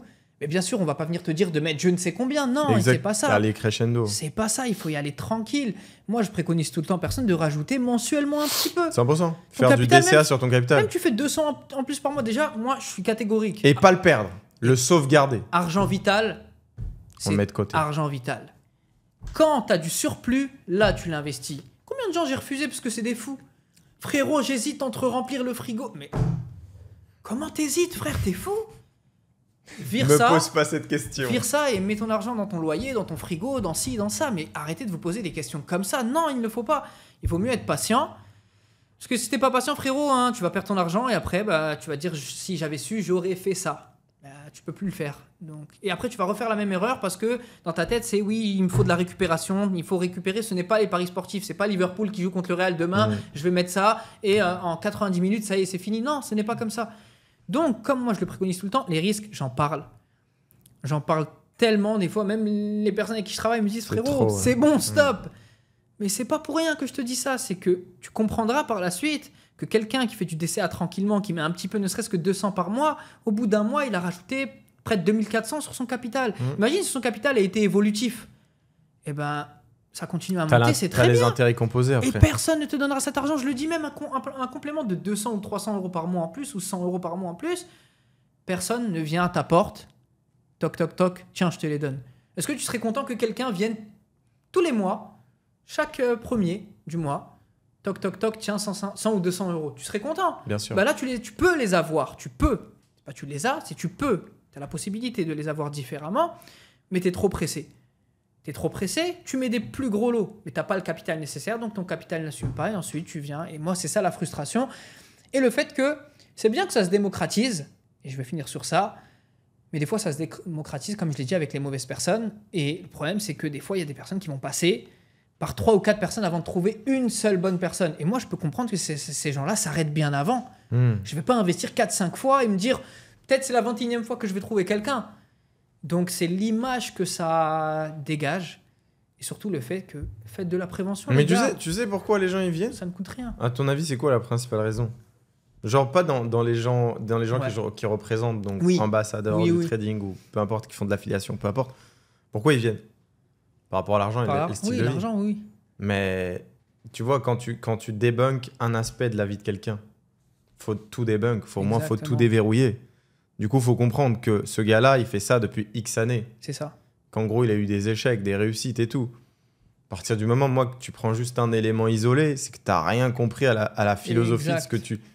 Et ça, Faut c'est aller ça. chercher un petit peu en Ouais, ça arrière me rend triste, ça, du pour coup, pour le coup, tu vois. différencier qu'est-ce qui est différent entre lui et lui. Bon, lui, il a commencé hier, lui, il a Exact. commencé Et c'est pour il y a ça que, 5 tu ans, vois, 6 quand ans. je trouve des coquilles vides, ça me fout le seum. Je suis d'accord. Parce que, en fait, c'est un travail des deux. C'est qu'en gros, il y a quelqu'un qui a envoyé un mensonge et que toi, au lieu de faire un travail sur le mensonge qu'il est en train de te délivrer, tu l'as pris pour une vérité. C'est ça. Alors que de base, c'est une mensonge. Et du coup, quand tu es dans le groupe, là, tu te rends compte que c'est une coquille vide. Donc là, ton mensonge devient validé. Mais comme tu l'as dit, combien de fois est-ce que tu essaierais? Sachant que Ouais. les gens, ils abandonnent plus vite C'est qu'ils ça. Et qu'ils ils commencent, ont- tu vois. Exactement. Tu vois. Et ils n'ont pas argent illimité pour se dire à 100%, chaque fois, je vais 100%, mettre. Je suis d'accord. Donc moi, c'est pour ça que j'ai toujours ce côté. T'as vu, j'ai un esprit critique. Mm. Je suis jamais à 100% à gauche. Je suis jamais entre guillemets à 100% à droite. Ça a l'air bizarre dit comme ça. Mais je parle bien dans ce domaine-là. Je Exact. parle dans ce domaine-là. Ça veut dire que j'ai mon côté où je vais défendre le domaine, mais j'ai aussi le côté où je vais défendre les clients. Mm. Parce qu'il y a des clients qui ont tort, mais il y a aussi des clients qui ont raison. Il y a des clients 100%. qui tombent sur des bonnes personnes, il y en a qui tombent sur des mauvaises, excusez-moi. Et voilà, mais sinon, moi, la frustration vient de. Et la franchement, vision, c'est les gars, des points. développer une vision. Parce que la plupart des gens qui se lancent dans le trading, ils n'ont pas de vision. La seule vision qu'ils ont, c'est demain, c'est l'argent. C'est ça. Frérot, c'est absolument tout sauf l'argent. Plus t'en es détaché, plus t'es bien. La preuve en est qu'un mec qui fait du trading aujourd'hui, il traite de l'argent au quotidien. C'est-à-dire que si t'as pas un détachement par rapport à ça, tu tombes dans le fléau du trading. Tout seul en plus. Tu vois, tu vas faire de l'overtrading, tu vas te stresser toi-même, tu vas te créer des opportunités là où il n'y en a pas, tu vas t'inventer des sessions là où il Tu n'y en a vas pas pas. dormir. T'as tout compris. C'est ton fléau, frérot. C'est ton fléau comme ça peut être ton avantage. Moi, c'est quand j'ai commencé à avoir du détachement par rapport aux chiffres, par rapport aux gains, par rapport aux pertes, par rapport à tout, que j'ai commencé à Ça a m'améliorer. évolué, bien Que sûr. ça a commencé à payer, tu vois. Mais avant ça, c'est compliqué, tu vois. Est-ce que tu as un mot de la fin, frérot? Un conseil, une idée, un truc qui te vient en tête? Je sais qu'on peut aller sur plein de sujets différents. D'ailleurs, les gars, dites-nous dans les commentaires quels sont les sujets qui vous ont le plus plu. Mais en tout cas, moi, ça m'a fait plaisir de Le faire mot cet de la épisode. fin. J'ai envie de délivrer quelque chose vraiment qui peut. Qui peut être une masterclass. Non, en vrai, ce que tu veux, en Ouais, fait. hein, franchement. Genre, je sais pas, ton impression sur le podcast. Peu importe ce que c'est, tu vois. Ce qui te vient en Déjà, tête. ça fait plaisir, c'est cool. L'échange, il est hyper naturel. Je pense que tu le vois. La base, comme on parle en off. Et franchement, ouais, si tes abonnés ont d'autres demandes spécifiques et Merci. qu'ils ont apprécié, bien évidemment, parce qu'avant tout, si vous appréciez. Commencez les à gars, mettre des likes si vous aussi. appréciez pas, Ouais. bah, moi je reviens plus, y a pas de souci. Désolé, peut-être je bougeais beaucoup, je touchais beaucoup le micro. Avant, j'étais beaucoup derrière la caméra. Non, devant la caméra, parce que derrière, c'est comme si je filmais. J'étais beaucoup devant la caméra, mais ça fait tellement longtemps que j'ai perdu l'habitude, que même l'habitude de m'exprimer, des fois, je cherche mes mots. Soyez un minimum indulgent, ça fait T'inquiète, 3-4 ils le ans. seront. C'est une communauté bienveillante. voilà, Moi, je les kiffe, c'est les 100, wesh. Parfait, mais sinon, franchement, les gars, moi je dis que le travail, si tu fais quelque chose tout le temps, que tu es constant, il n'y a aucune raison que ça ne fonctionne pas. Et c'est peut-être un message bateau, bidon, mais en fait, moi je me suis toujours dit la même chose. C'est si demain, c'est comme tout, si demain je vais à la salle de sport et je fais, je sais pas, ma course quotidienne, ma séance de muscu quotidienne, ou que je vais au JJB, que je m'entraîne avec des gens de qualité, que je fais mes séances quotidiennes, ou peu importe, je fais pas de JJB, mais c'était pour l'exemple. Eh bien, dans le travail, c'est la même chose. Si je travaille, si je vais m'informer, si j'apprends, je comprends, que je mets en place, que je me pose des questions, que je me remets en question en me disant qu'est-ce que j'ai fait de bien, qu'est-ce que j'ai fait de mal, eh bien, les amis, et que tout le temps, en fait, ma vie se résume à corriger, entre guillemets, mes erreurs à chaque fois pour pouvoir m'améliorer, et ça sur tous les points possibles dans une vie, eh bien, il n'y a aucune raison que ça ne vienne pas. Mhm. Après, votre subsistance vient du Tout-Puissant. Elle vous l'est donnée. elle voulait pas donner, mais sur le temps, elle peut ne pas être donnée sur les premiers mois, elle va être donnée si tu continues. C'est pour ça qu'il ne faut jamais fermer la porte. Il y a une image d'ailleurs que j'aime bien et qui représente ça. C'est quelqu'un qui est, je crois, qui est sous terre, qui creuse, qui s'arrête. En face du diamant. En face du diamant. Et t'as l'autre, tout simplement, Qui repart. qui continue. Ça veut dire qu'il y en a qui vont s'arrêter, qui vont pas pousser la dernière porte, mais il faut toujours continuer. Mais aussi avoir l'esprit critique et se remettre en question. Pourquoi ? Parce qu'il y a peut-être des projets qui ne sont pas voués à réussir. C'est peut-être pas dans l'air du temps. Ouais, parce que c'est important. Le monde évolue, tout évolue. Il faut évoluer en fonction aussi. Il y a des choses qui ont fonctionné auparavant qui ne fonctionneront plus maintenant. Enfin, qui ne fonctionnent plus maintenant, qui ne fonctionneront plus tard. Donc, il faut tout le temps se renouveler. Franchement, c'est le conseil que je donnerais. Bah, comme il l'a dit, en vrai, plus vous allez travailler, plus ça va baisser drastiquement vos chances d'échec. D'échec, c'est ça, Et exactement. augmenter vos chances de réussir. En tout cas, ça m'a fait plaisir, frérot. Pareil, merci frérot. de ton temps, merci pour Avec tout ce qui a été plaisir. délivré. Si vous voulez qu'on fasse un épisode 2, les gars, faites péter la barre des Let's likes à go. 2000. Abonnez-vous à la chaîne, c'est pas déjà fait. Et je vous mets le Instagram d'Islem directement en description. Ciao, ciao. Prenez soin de vous. Ciao tout le monde.